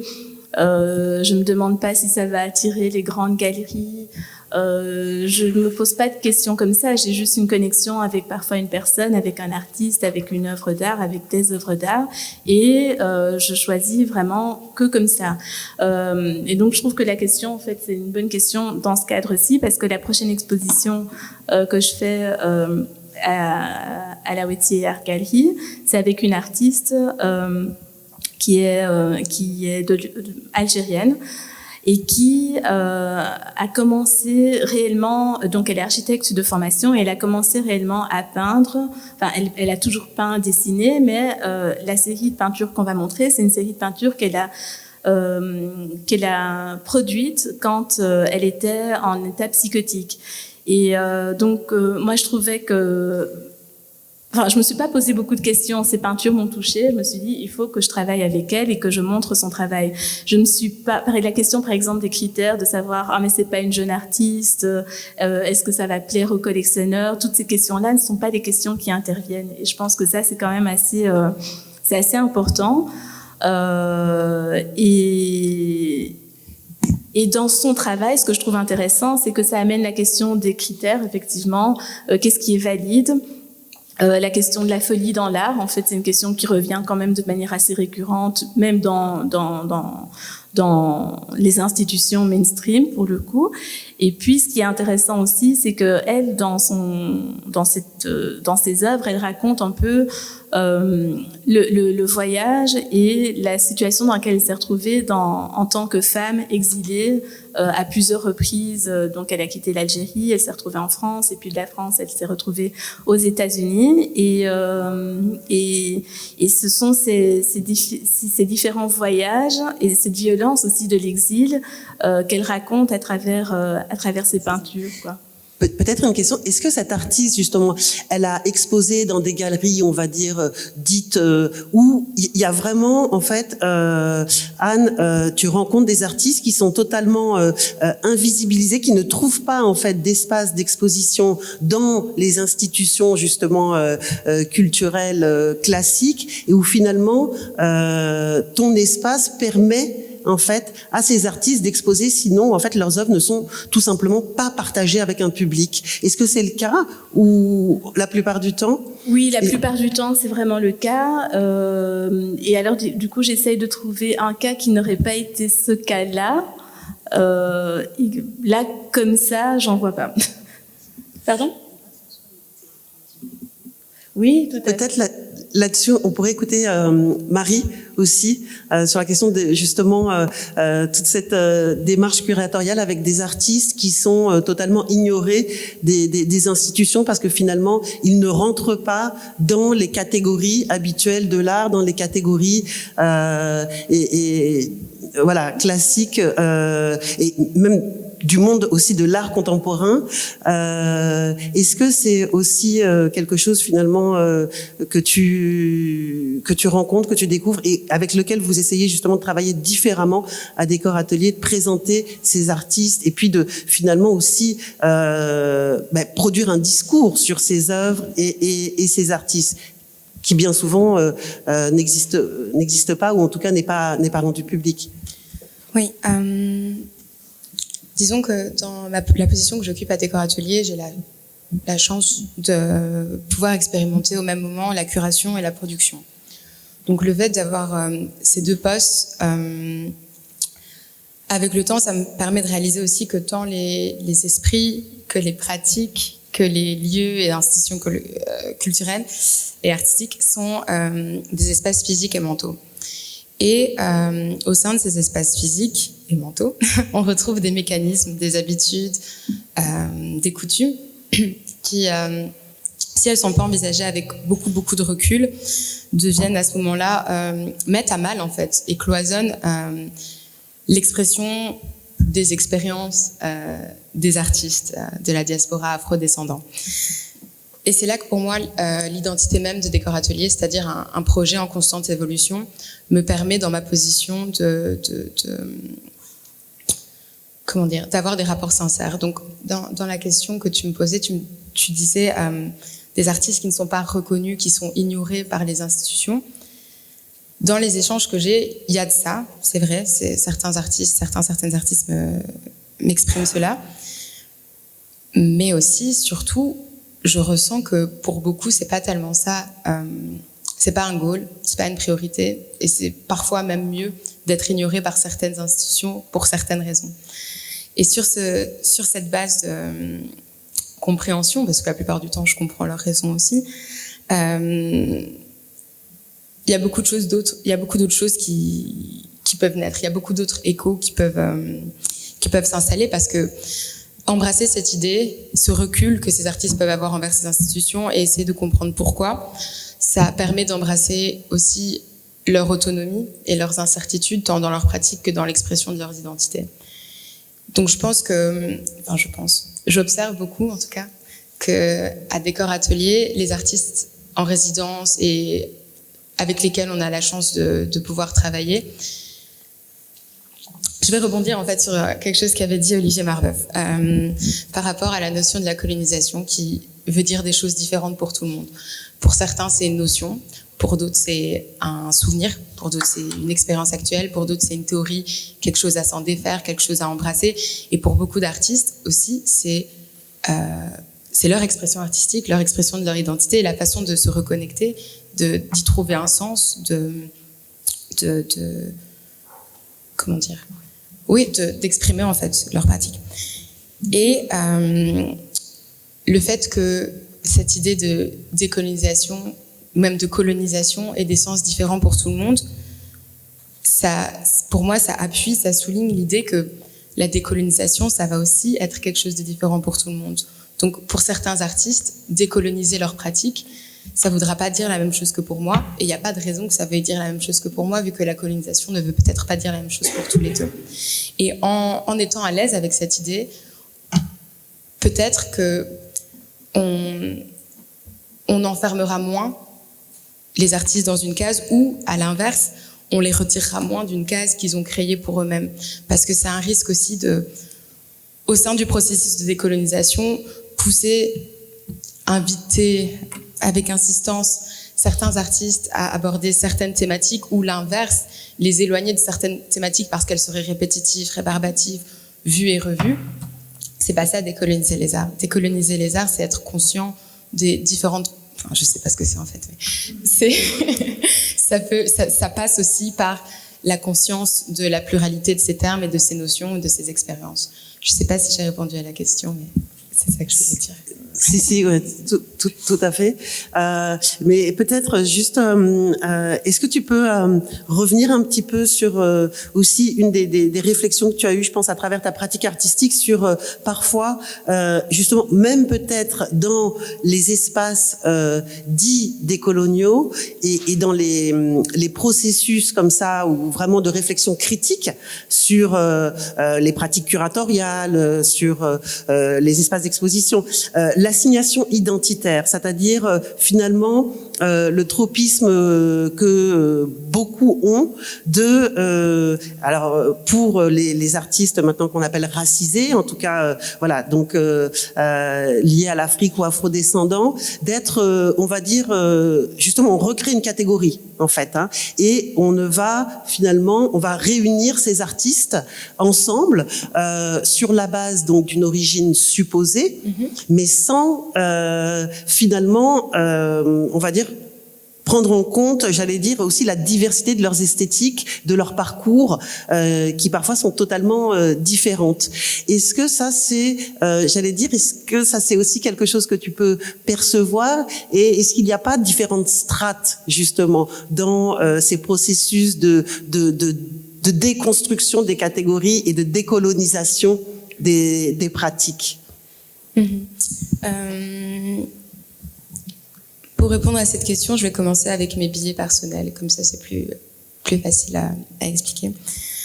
En préparant la programmation du festival de cet été, Something When It Doesn't Rain, j'étais en charge de la coprogrammation, co-curation, et j'ai invité un collectif de danseuses, The House Sisters, elles sont super, checkez-les. Donc, mon invitation n'était pas aussi ouverte que j'aimais à le croire, parce qu'en les invitant, en les recevant, en ayant la première discussion avec elles, j'ai très vite ressenti qu'en fait, j'avais clairement une idée derrière la tête. Qu'est-ce qu'elles vont faire? Elles vont faire une représentation sur notre belle scène extérieure de leur show de house, et elles ont de super personnalités, elles sont super dynamiques, donc je suis sûre qu'elles vont pouvoir le partager super bien en public. Mais au fur et à mesure que je discutais avec elles, je me rendais compte que c'est ce qu'elles font partout, parce qu'elles le font super bien. Mais qu'est-ce qu'elles ont envie de faire? Pourquoi moi je les ai invitées à faire ça? Qu'est-ce que j'attendais avec ça? Qu'est-ce que je voulais que ça suscite chez les publics? Est-ce que c'est ce qu'elles ont envie de susciter chez les publics? Et en discutant avec elles, j'ai réalisé que en fait, un grand public et une grande scène, c'était pas forcément ce qui les intéressait. Elles voulaient juste un espace au premier étage où on pouvait installer 2-3 lumières et accueillir des publics de 13 à 20 ans, 25 ans pour des cours de danse. Et à la fin de cette conversation, je me suis quand même un peu checkée en mode je les ai invitées, une invitation ouverte qui en fait était très étroite dans mon esprit et qu'elles ont tout à fait réouvert. Donc, cet exemple pour dire qu'il y a des strates, c'est sûr, il y a des strates, et même dans même dans une réflexion qu'on pense, qu'on imagine, qu'on souhaite aussi ouverte, il y a des strates. Et il y a des cloisonnements, tant des institutions vers les artistes que des artistes vers les institutions, parce que ça m'est aussi arrivé de rencontrer certains artistes qui, à l'inverse, voulaient me proposer ce qu'ils pensaient que je voulais, parce qu'en principe, c'est ça qu'on veut d'eux. Donc ça crée énormément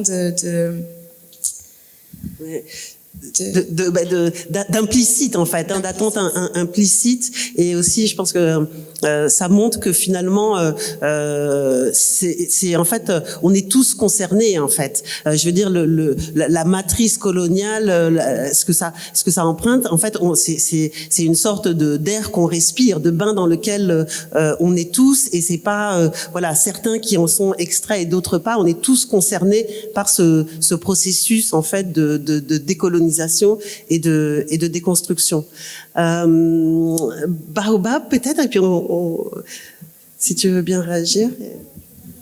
Mais malheureusement pour réagir, je dois juste dire qui je suis, sinon vous n'allez pas comprendre mon point de vue. Du coup, je fais partie des gens qui considèrent vivre dans le monde de demain. Donc, j'ai l'impression, moi, dans ma vie, de vivre dans le privilège d'un monde déjà décolonial, parce qu'en fait, j'ai juste la chance de pouvoir travailler au quotidien avec des gens comme les gens ici présents, ou Enfin, genre, c'est ma vie de tous les jours, en fait, de bosser avec des femmes racisées trop cool et des gens queer. Genre, je vois pas c'est quoi le problème. Et d'ailleurs, tout ce qui est personne blanche, État, institution, police, non, personne blanche, c'est encore autre chose, mais institution, police, État, en tant que construction, j'ai plus de confiance dedans. Et en fait, l'État ne m'intéresse que lorsqu'il s'agit de récupérer des euros ou autre monnaie. Le reste, c'est khalas. Rends l'argent, les œuvres d'art d'abord pour commencer. Voilà, ça c'est comme ça. Oui, du coup, comme je vis dans le monde de demain, j'ai pas de filtre en fait. J'ai pas de. Oui, donc voilà, l'espace. Et en fait, un truc qu'on a en commun ici entre Wetty et aussi Marie, c'est le rapport à l'espace. Donc en fait, moi au quotidien, dans mon monde de demain, je bosse dans une asso qui s'appelle Toestand, et notre job c'est qu'on récupère des bâtiments qui sont vides, qui sont abandonnés, et on leur redonne de la valeur avec et pour les gens, en transformant ces espaces-là en centres culturels et sociaux. Et on dit que c'est des espaces qui sont voelideren, doelideren, donc pour tout le monde et par tout le monde. Et ça c'est essentiel. Et donc ça c'est mon présent, c'est d'ouvrir la porte à des gens, genre ça c'est ma vie de tous les jours. On va en Bosnie, à Sarajevo, bosser avec les jeunes là-bas. Il s'avère aussi que je gère un local moi-même, avec la même philosophie, qui est magnifique, et on vous invite toutes et tous à faire vos projets là-bas. Pas de concurrence, hein, Marie, mais c'est pas pareil. De toute façon, chez nous, c'est pas l'éclosion, chez nous, c'est plus l'expérimentation pour de vrai. Et il s'avère aussi que je travaille avec des jeunes, donc des gens qui ont moins de 31 ans, qui veulent porter des projets sociaux et culturels. Et je fais ça tellement que des fois, ça tombe dans l'informel et ça tombe aussi dans l'amitié, et du coup, des frontières qui sont parfois un peu floues, mais on apprend.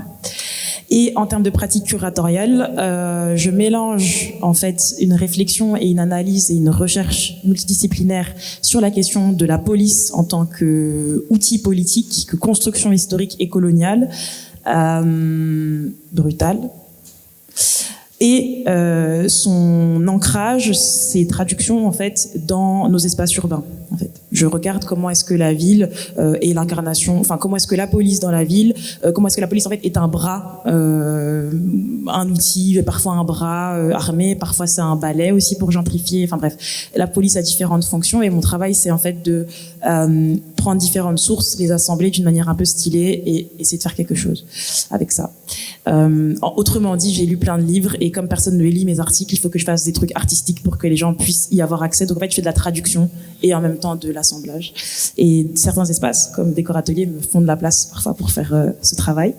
Bref, tout ça pour dire que je travaille avec beaucoup de femmes racisées et de personnes queer, et que ça déjà c'est décolonial, parce qu'en fait ça change les rapports en interne. Deuxième chose aussi, c'est qu'en fait il y a une spécificité bruxelloise dont on avait discuté toi et moi, c'est sur le champ des subsides en fait entre les francophones et les néerlandophones. Depuis le temps que je suis arrivée dans cette ville, je n'ai fait majoritairement que circuler dans des espaces néerlandophones où en fait il y a des financements culturels qui sont plus importants, mais où il y a aussi en fait une porosité entre le culturel et le social. Donc par exemple chez Toestand, les gens qui me payent depuis 3 ans me payent pour que je fasse du socio-culturel, donc que je sois en train de travailler avec une personne avec ou sans papier, dans tous les cas, tant qu'il y a une production culturelle qui sort, on est content. Voilà. Et ça, c'est quelque chose qui change et qui fait qu'en fait, il y a un biais, il y a un biais structurel de base fondamental qui est que tant que la culture francophone, enfin tant que la production culturelle dans le volet francophone ne sera pas considérée de la même manière, ou en tout cas ne sera pas elle-même libérée, on sera bloqué. Tout ça pour dire, et là je fais un appel aux francophones dans cette salle, c'est le moment de se battre. Va falloir péter des murs, sinon ça va pas venir. Non, je vous le dis, Nishan, ça va pas venir en fait, sinon, vraiment. Bon, voilà. Ensuite, le monde de demain, on occupe des bâtiments vides, du coup, voilà. Bref, l'espace temporel, les pratiques curatoriales. Est-ce que je voulais vous dire autre chose? Oui, sur la décolonisation.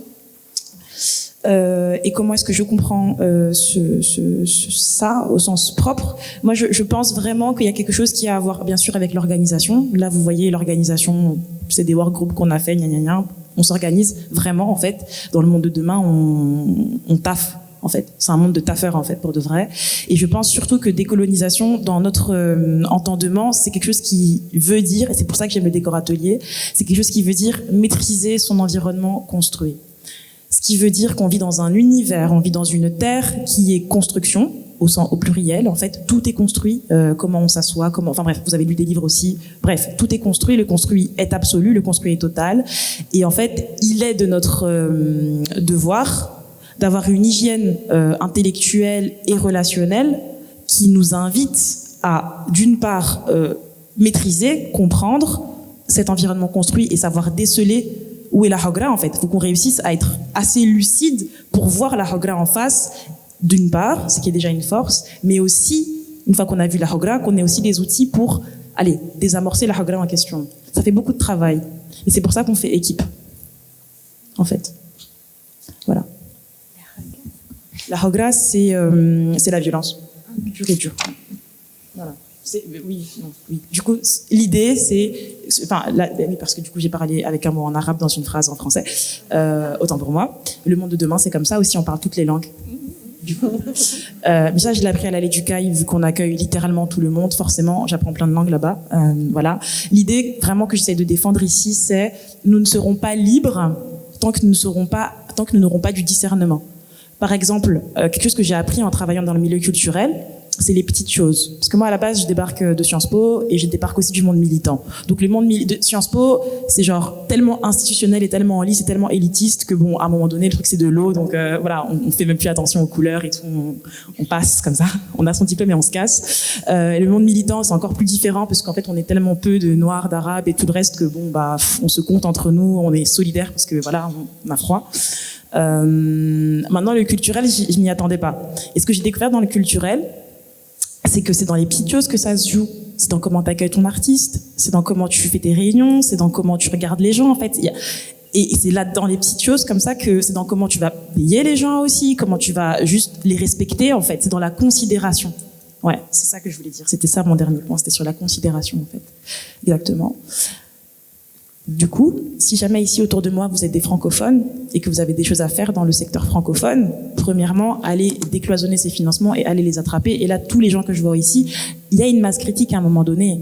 Vous pouvez pas être là comme ça, beau, conscient, avoir lu. On va pas rester comme ça et rien faire. Donc, on va aller chercher cet argent. Mais une fois qu'on a cherché cet argent, on va créer un truc où on se considère entre nous, en fait. Je pense que c'est essentiel. Magnifique, ouais. Je crois qu'on peut applaudir parce que là, il y a vraiment aussi, tout à fait, on peut s'applaudir, et aussi une perspective très très concrète et puis une invitation, voilà, avec une stratégie, une vision et aussi un appel à l'autonomisation. Parce que c'est vrai que tant qu'on est aussi dépendant de financement, on est aussi fragile. Enfin, de toute façon, il y a une fragilité inhérente aussi, je pense, à cette démarche. Vous saurez peut-être y revenir. Je voudrais, le temps passe, donc en fait, je pense que vous avez beaucoup de questions pour les intervenants. Donc, je voudrais qu'on écoute Étienne et puis après, je vais vous laisser la parole. Ce qu'elles ont dit, je trouve que c'est essentiel, notamment gérer des espaces, des espaces disponibles pour qu'elles soient beaucoup plus ouvertes. C'est une question essentielle parce que le répertoire tel qu'on le connaît, le répertoire classique des institutions ici, est un répertoire très peu poreux. Et ce répertoire-là, tant qu'il sera très peu poreux, il y aura très peu de possibilités pour d'autres récits de rentrer dans le répertoire. Et or, le répertoire se crée par des lieux qui s'installent et puis qui créent ce répertoire avec des artistes et des poètes. Donc, je suis absolument certain que la constitution d'un répertoire beaucoup plus divers, beaucoup plus riche, passe aussi par la création de nouveaux espaces et qui est dirigé et géré par des gens qui sont sensibles à cette question de demain. Il ne faut pas oublier non plus aussi que, et ça c'est mon expérience personnelle, que dans certaines institutions de certains lieux, espaces culturels belges, en tout cas ceux que je connais, il y a aussi des alliés. C'est-à-dire qu'il y a aussi des gens avec qui on peut nourrir des fraternités poétiques, intellectuelles, artistiques, créer des connivences, et c'est comme ça qu'on passe un tout petit peu devant cette machine, un tout petit peu qui est parfois presque difficile à faire bouger. Et j'ai rencontré des institutions où finalement les personnes qui animent ces institutions-là sont beaucoup plus ouvertes au monde et cherchent aussi les marges de manœuvre pour multiplier les chances d'augmenter leur capacité de rendre compte du monde tel qu'il est aujourd'hui. Je veux pour preuve, voilà, je travaille ici avec la charge du rhinocéros, qui, ma foi, a la chance de ne pas avoir un lieu physique de représentation et donc qui est en connivence avec les artistes. Et donc avec des projets. Et après maintenant, ils font tout un travail en direction des centres culturels et puis des festivals et puis des maisons. Et donc ça, c'est extrêmement important.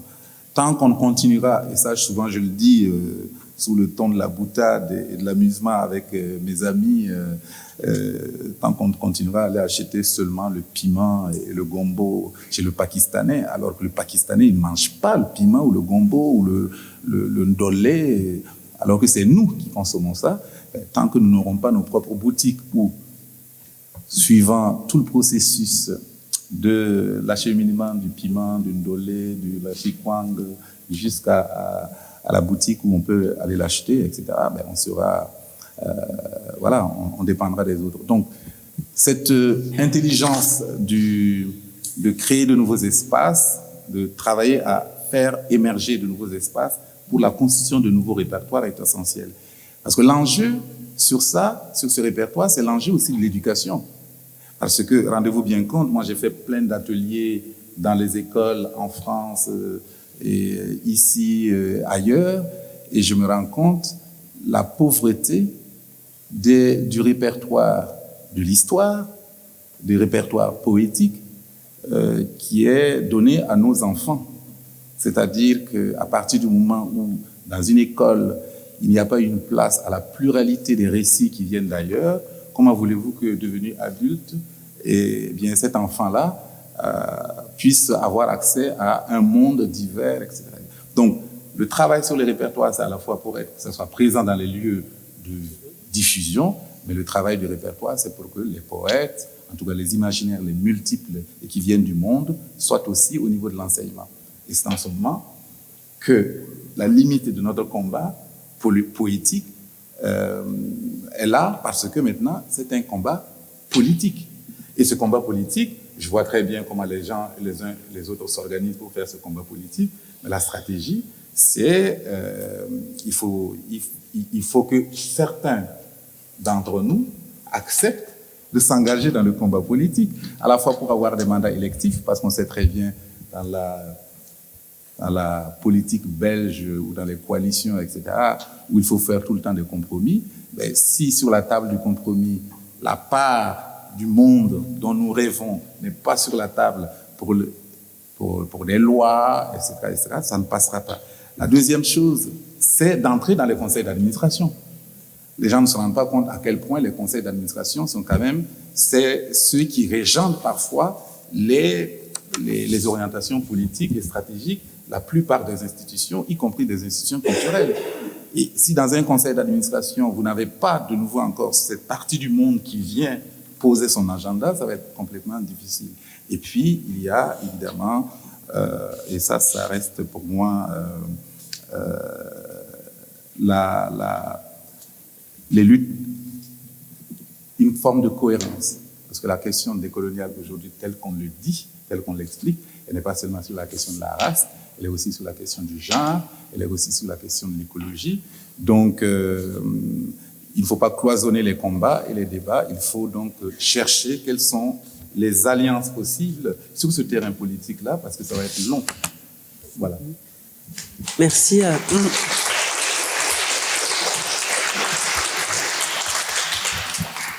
Merci beaucoup à vous quatre. Il y aurait encore plein de questions, mais je crois que voilà, c'est bien de vous laisser aussi la parole, cher public. Si vous avez des questions, oui, j'en vois une là. On va peut-être prendre, s'il y en a plusieurs, une ou deux ou trois, et puis après, du coup, les intervenants répondront. Ouais.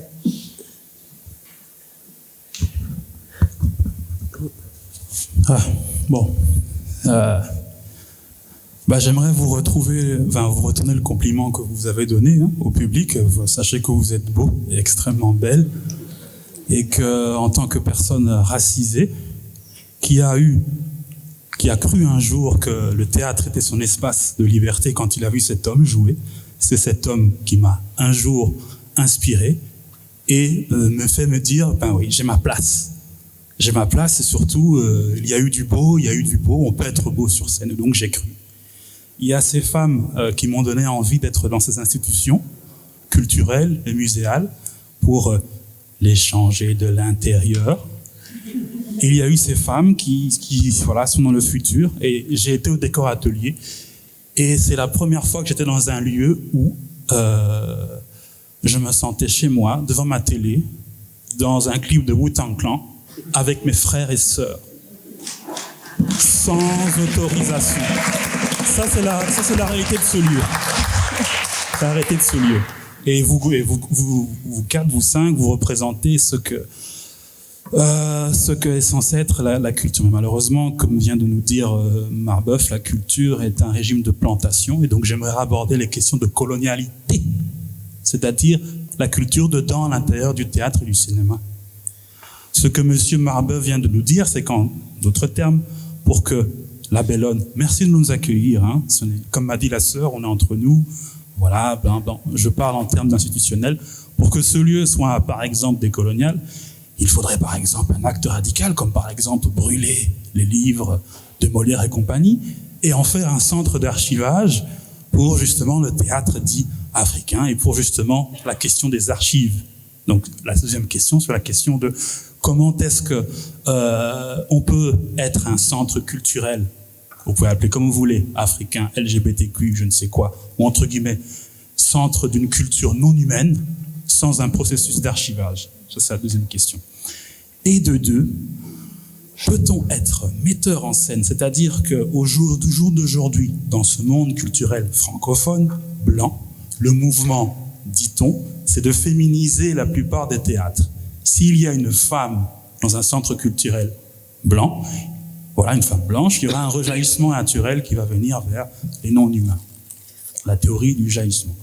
Donc, la question de peut-on être metteur en scène blanc, metteuse en scène blanc, et mettre en scène des problématiques liées justement à ce que les non-humains essayent de lire, de mettre en scène, de chanter, de jouer, puisque c'est à la mode de mettre en scène, par exemple, un projet que je viens de quitter, le musée de Tervuren. Je suis guide au musée de Tervuren, je suis acteur, comédien. J'ai été dans ce guide, dans ce musée parce qu'évidemment, j'ai essayé de comprendre, comme Zidi, l'emploi dans le théâtre.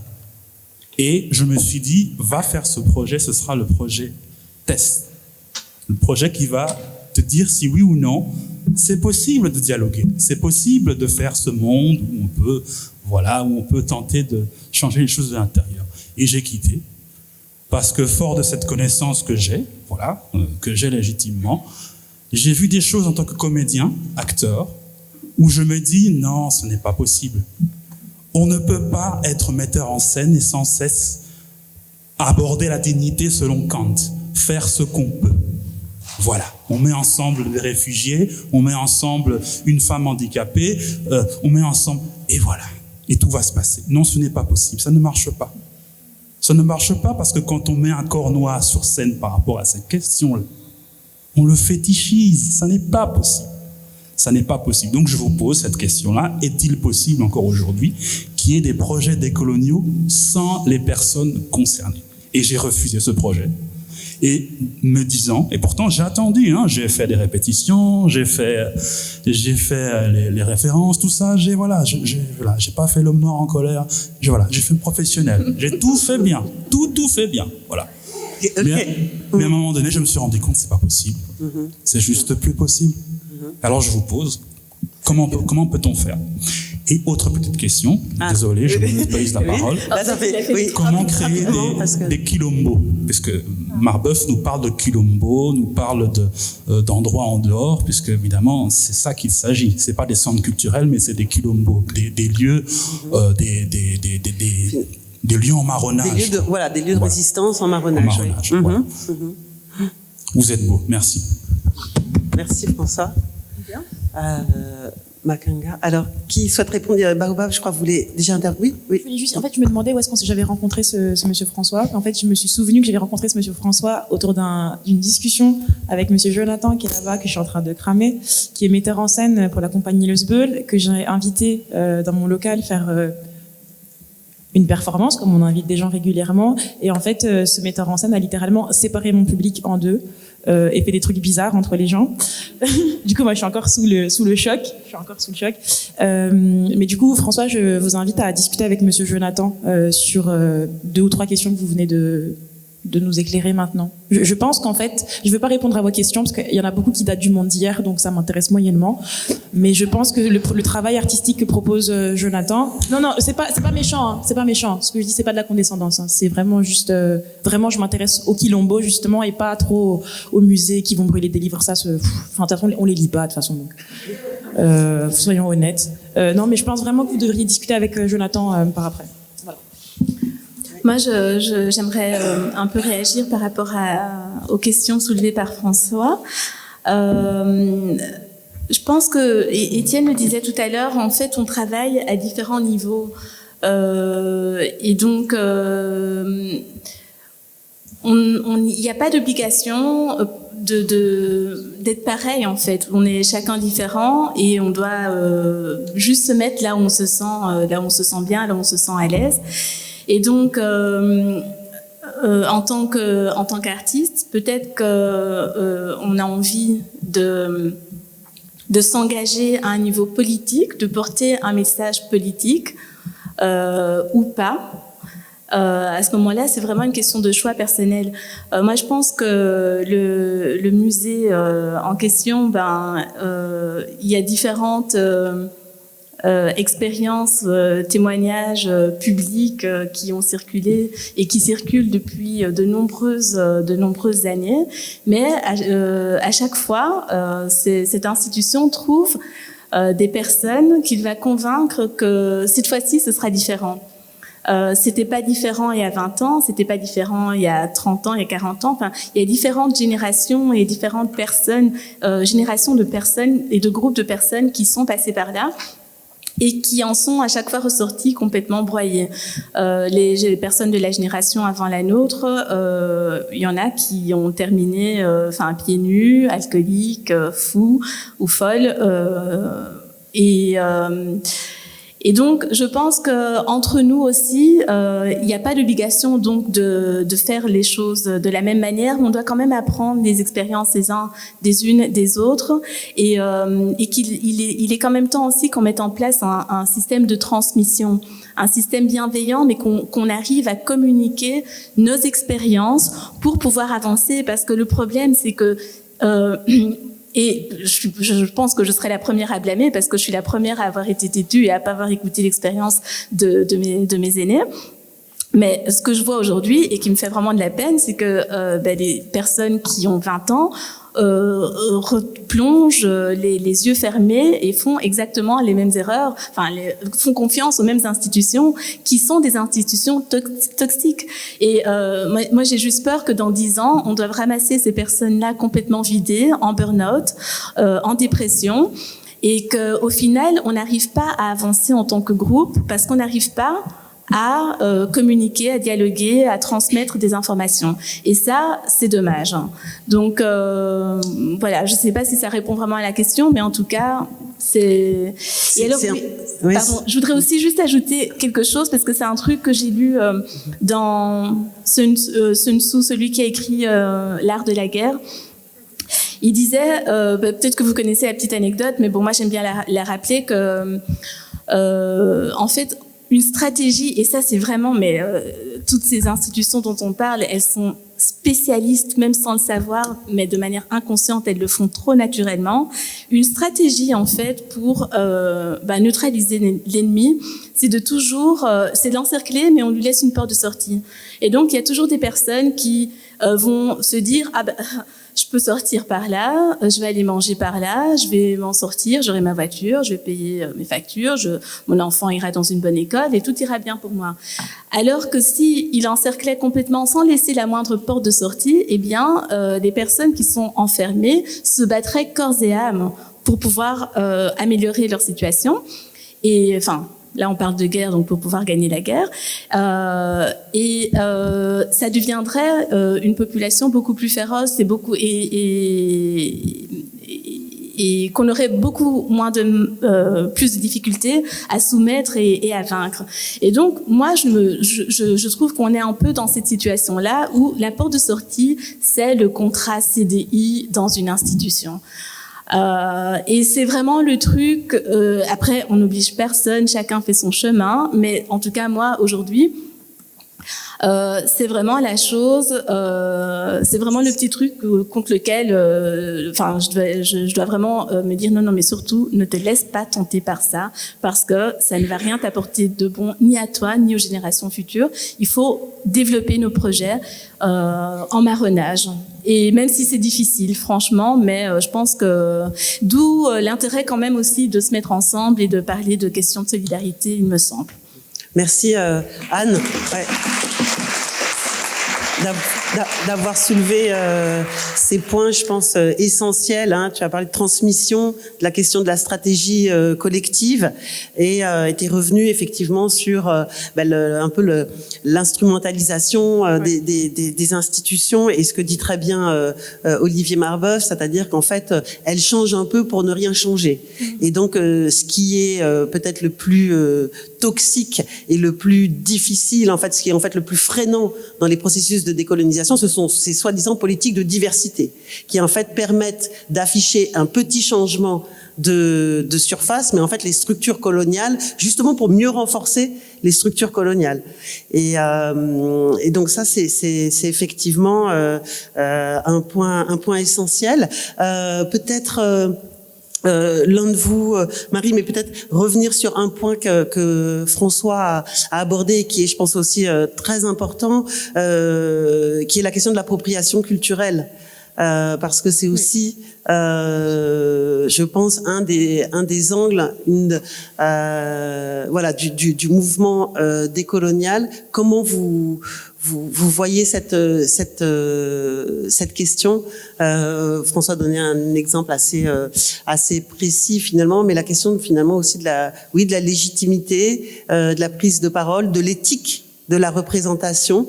Est-ce que c'est quelque chose qui est au cœur de vos pratiques, et comment vous voyez finalement, puisque là on est finalement dans cet échange aussi avec la salle, on aborde aussi la question du futur, comment ces questions-là pourraient arriver à être débattues, j'allais dire de manière un peu pas sereine, parce que finalement c'est des questions extrêmement sensibles et difficiles, mais il y a beaucoup de défensives en fait de part et d'autre, et c'est vrai ce que tu disais comme constat, Étienne, c'est parfois difficile de débattre en fait de certaines choses.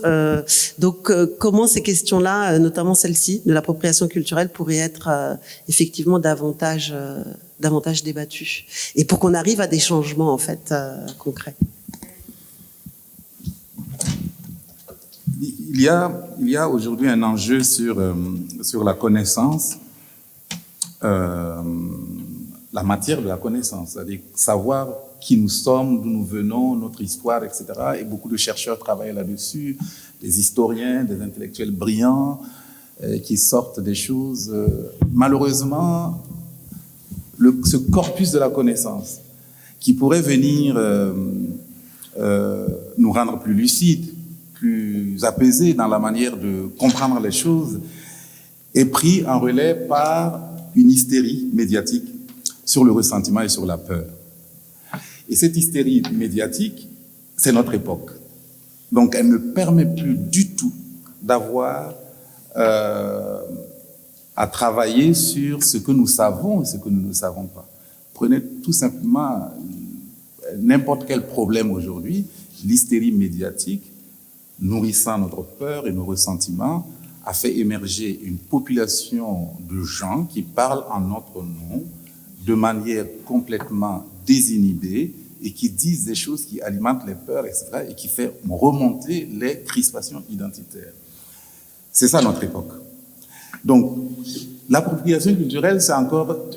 vous voyez, c'est titanesque. C'est-à-dire qu'il faut revenir, évidemment, dans des petits espaces qui creusent plus tranquillement, plus sereinement les choses. Et évidemment, ce sont des artistes, ce sont des poètes, qu'ils soient des photographes ou des réalisateurs, des cinémas, des danseurs, des comédiens, des sculpteurs, des peintres.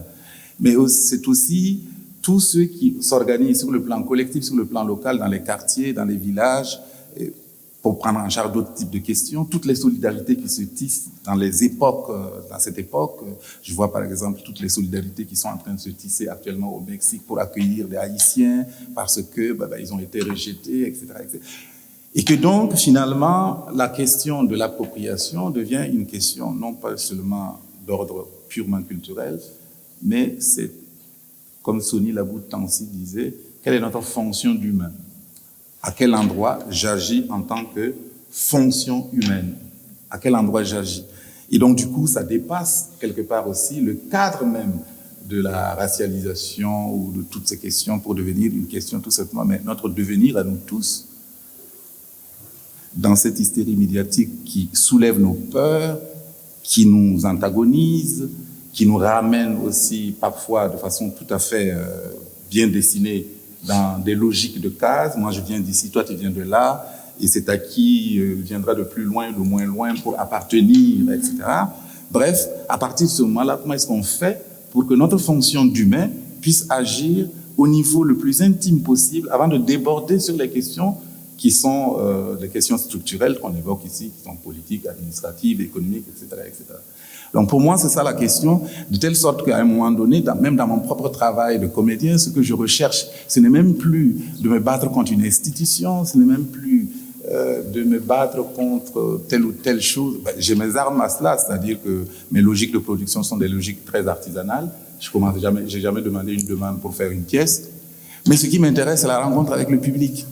Et donc, mon rapport dramaturgique, esthétique avec le public, c'est un rapport d'amitié, un rapport aussi de rechercher dans la fonction humaine de la personne qui me regarde et qui m'écoute, qu'est-ce qui, à un moment donné, peut le déplacer de l'hystérie médiatique, de ses propres peurs, de ses frustrations, pour entendre un cri.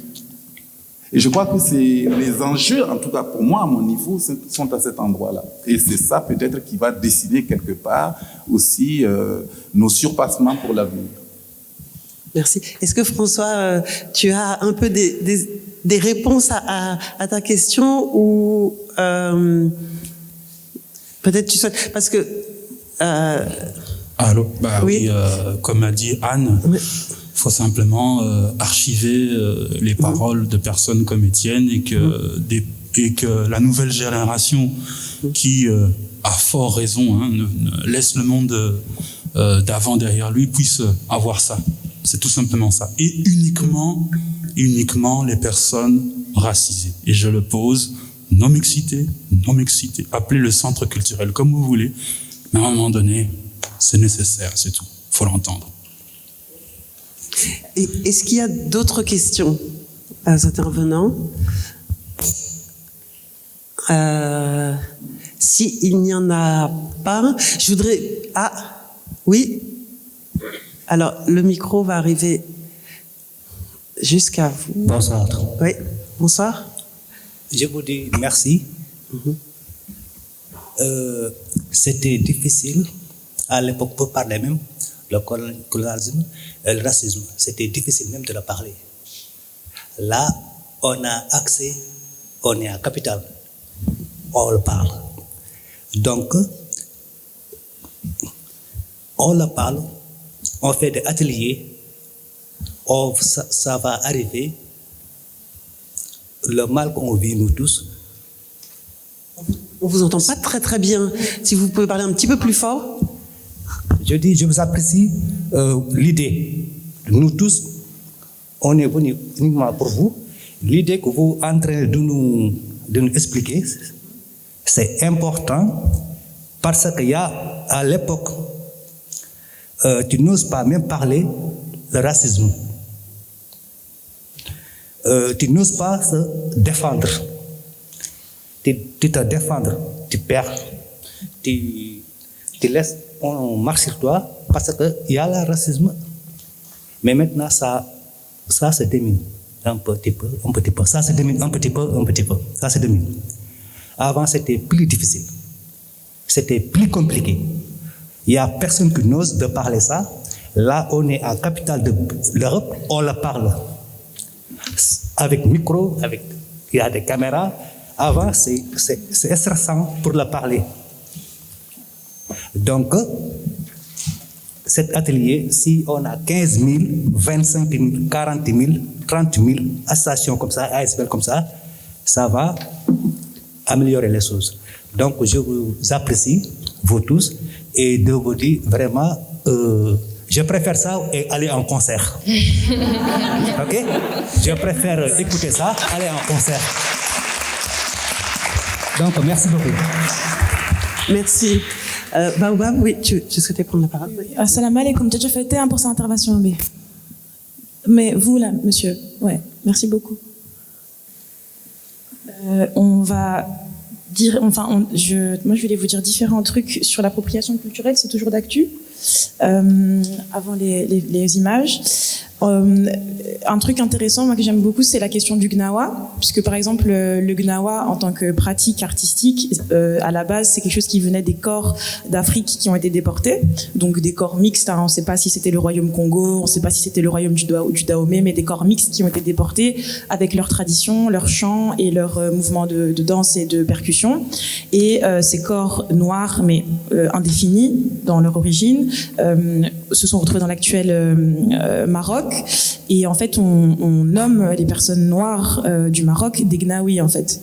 Et en fait, ce qui est très intéressant, c'est que l'hybridation de tous ces corps, de toutes ces musiques, de toutes ces percussions a donné... ouais. Non.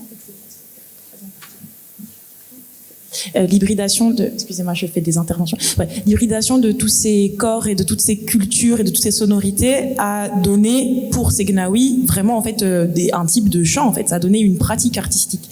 Donc ça me fascine sur l'appropriation culturelle parce que c'est, en fait, moi, j'en ai, enfin, allez, que des personnes blanches par exemple fassent des rastas.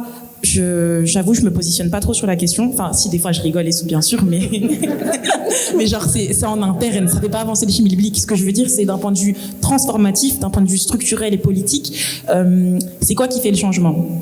C'est d'avoir conscience de là où sont nos hybridations.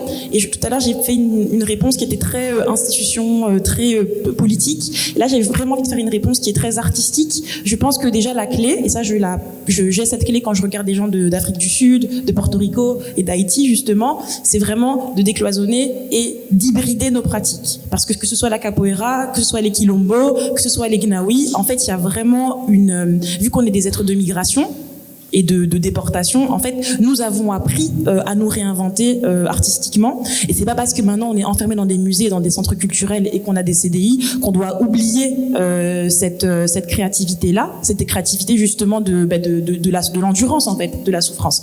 Ça, c'est des photos du Sénégal 2021 en lutte. Donc, qu'est-ce que j'ai marqué sur ma feuille? La révolution comme seul horizon de lutte. J'y crois très fort. Je pense qu'on doit tout faire péter pour qu'il y ait de la place pour autre chose. Et Monsieur Étienne, tout à l'heure, vous avez dit des choses qui, dans mes oreilles de ma génération, pardon de parler de génération maintenant, mais c'est officiel qu'il y a quand même quelque chose de générationnel. Notre génération à nous, la génération George Floyd, on n'en peut plus en fait. On peut plus supporter le moindre type qui nous regarde mal dans la rue. On peut plus supporter le moindre. On est malade en fait. Non, vraiment, on est malade. Et du coup, ça crée quelque chose qui fait qu'en fait, là, maintenant, ça suffit, quoi. On a assez demandé la permission, on a assez pas eu les CDI qu'on voulait, enfin, on a assez souffert. Et donc maintenant, effectivement, plus que jamais, on fait péter les trucs. Et par exemple, au Sénégal, cette année, ils ont commencé par faire péter les magasins Auchan, donc les Carrefour et Deleuze locaux, pour commencer la bagarre, par exemple. Voilà. Et cette photo-là, moi, je la kiffe. Force à nos frères, en fait. Force à nos frères, c'est tout. Merci.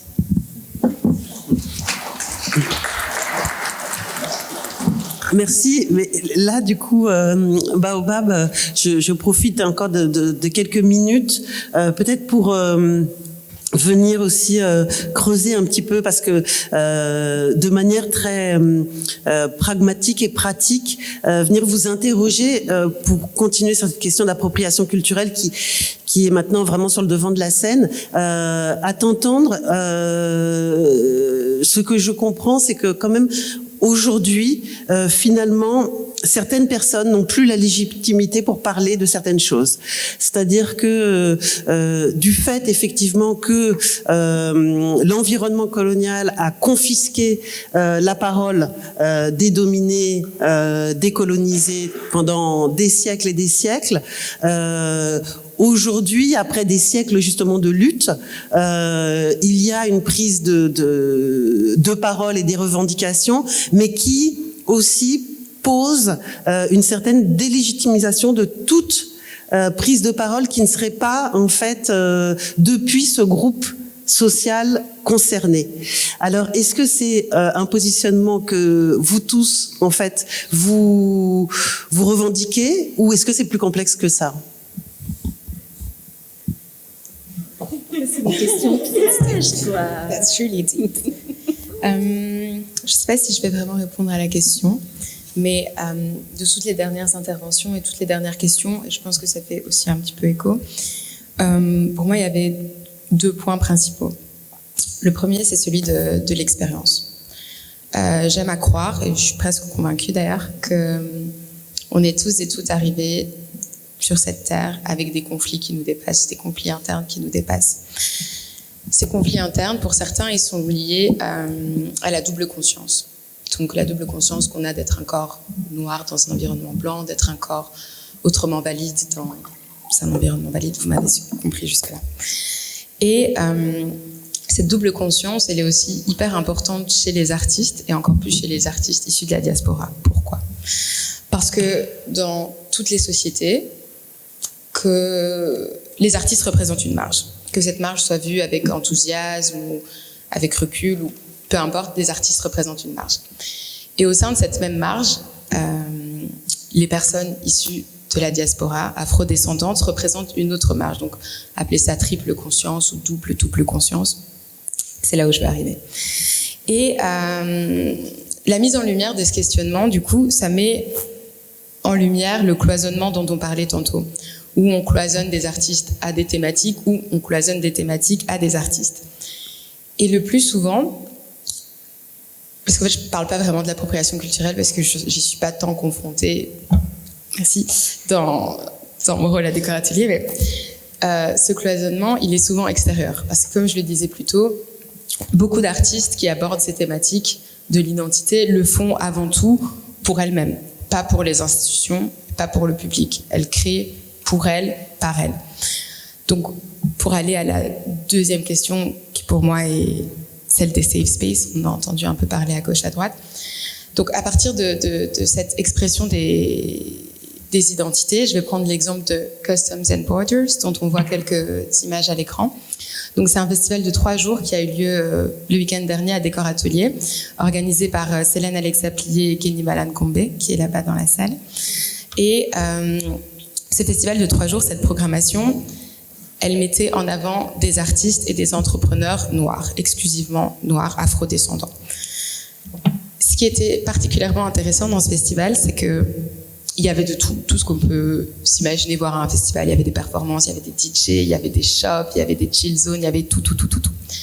Mais ce qui, pour moi, faisait la différence de ce festival, c'est que ces artistes, même s'il y a un dénominateur commun entre eux, elles, qui est leur africanité, voilà. Tout le reste, c'était lissé à un espace de confort. Je m'explique. Pour moi, un safe space, c'est une utopie. Il n'y a pas de safe space parce que my safety is not your safety. Ce qui est safe pour toi n'est peut-être pas safe pour moi. Donc, ce que j'essaye de faire, ce qu'on essaye de faire à Décor Atelier et ce qu'a réussi à faire à la perfection Customs and Borders, c'est aller vers des espaces de confort. Qu'est-ce qui peut être un espace confortable pour un artiste? Donc, quel contexte peut être confortable pour toi? Comment est-ce que tu pourras partager confortablement tout ce que tu as partagé? Pour les publics, comment pourront-ils recevoir? Parce que comprendre, c'est encore autre chose, mais comment pourront-ils recevoir de façon confortable ce que tu as à leur partager? Comment est-ce qu'on peut aménager l'espace pour qu'il soit confortable? Plus loin que accessible. L'accessibilité, ça devrait être la base. Le confort, ça devrait être l'objectif. Je me suis un peu perdue. Mais tout ça pour dire que on a tous et toutes des expériences, des conflits et des notions du confort qui sont différentes. Donc, quand je pense au futur et aux utopies décoloniaux, je pense pas à des lieux à soi, mais je pense à des lieux par soi, pour soi pluriel. Comme disait Olivier plutôt, des espaces de différence qui puissent réellement pas ressembler, pas où chacun peut se reconnaître, mais où il y a des reconnaissances possibles pour chacun. La nuance est légère, mais pour moi, elle fait toute son importance. Et je pense qu'une fois qu'on aura atteint cet espace de confort pour les gens qui veulent en être, on aura peut-être du temps alors pour parler des questions qui sont super importantes, comme l'appropriation culturelle, mais qui sont des questions qui restent extérieures à nous et extérieures à nos zones de confort. Tout à fait.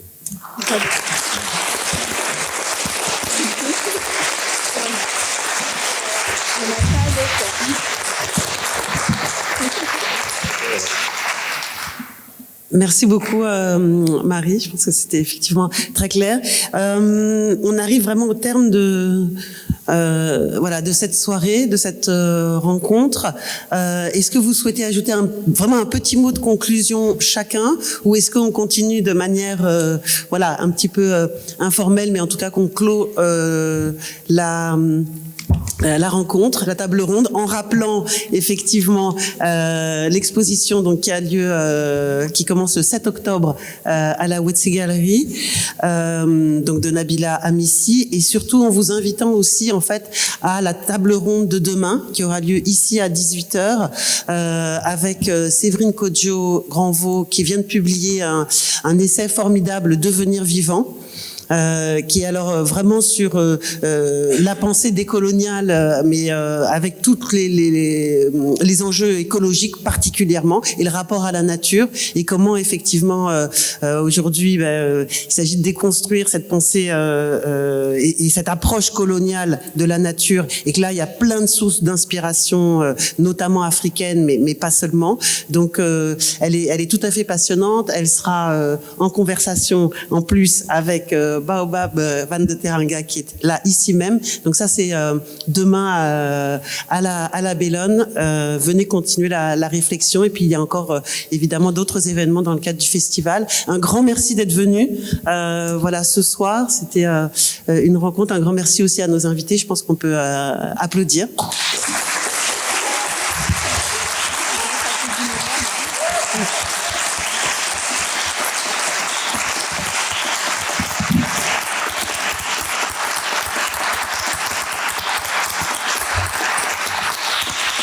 Voilà. Et puis à toute l'équipe du festival, de la Bellone, merci aussi à l'équipe technique, et merci à Dani, qui a permis aussi cette soirée.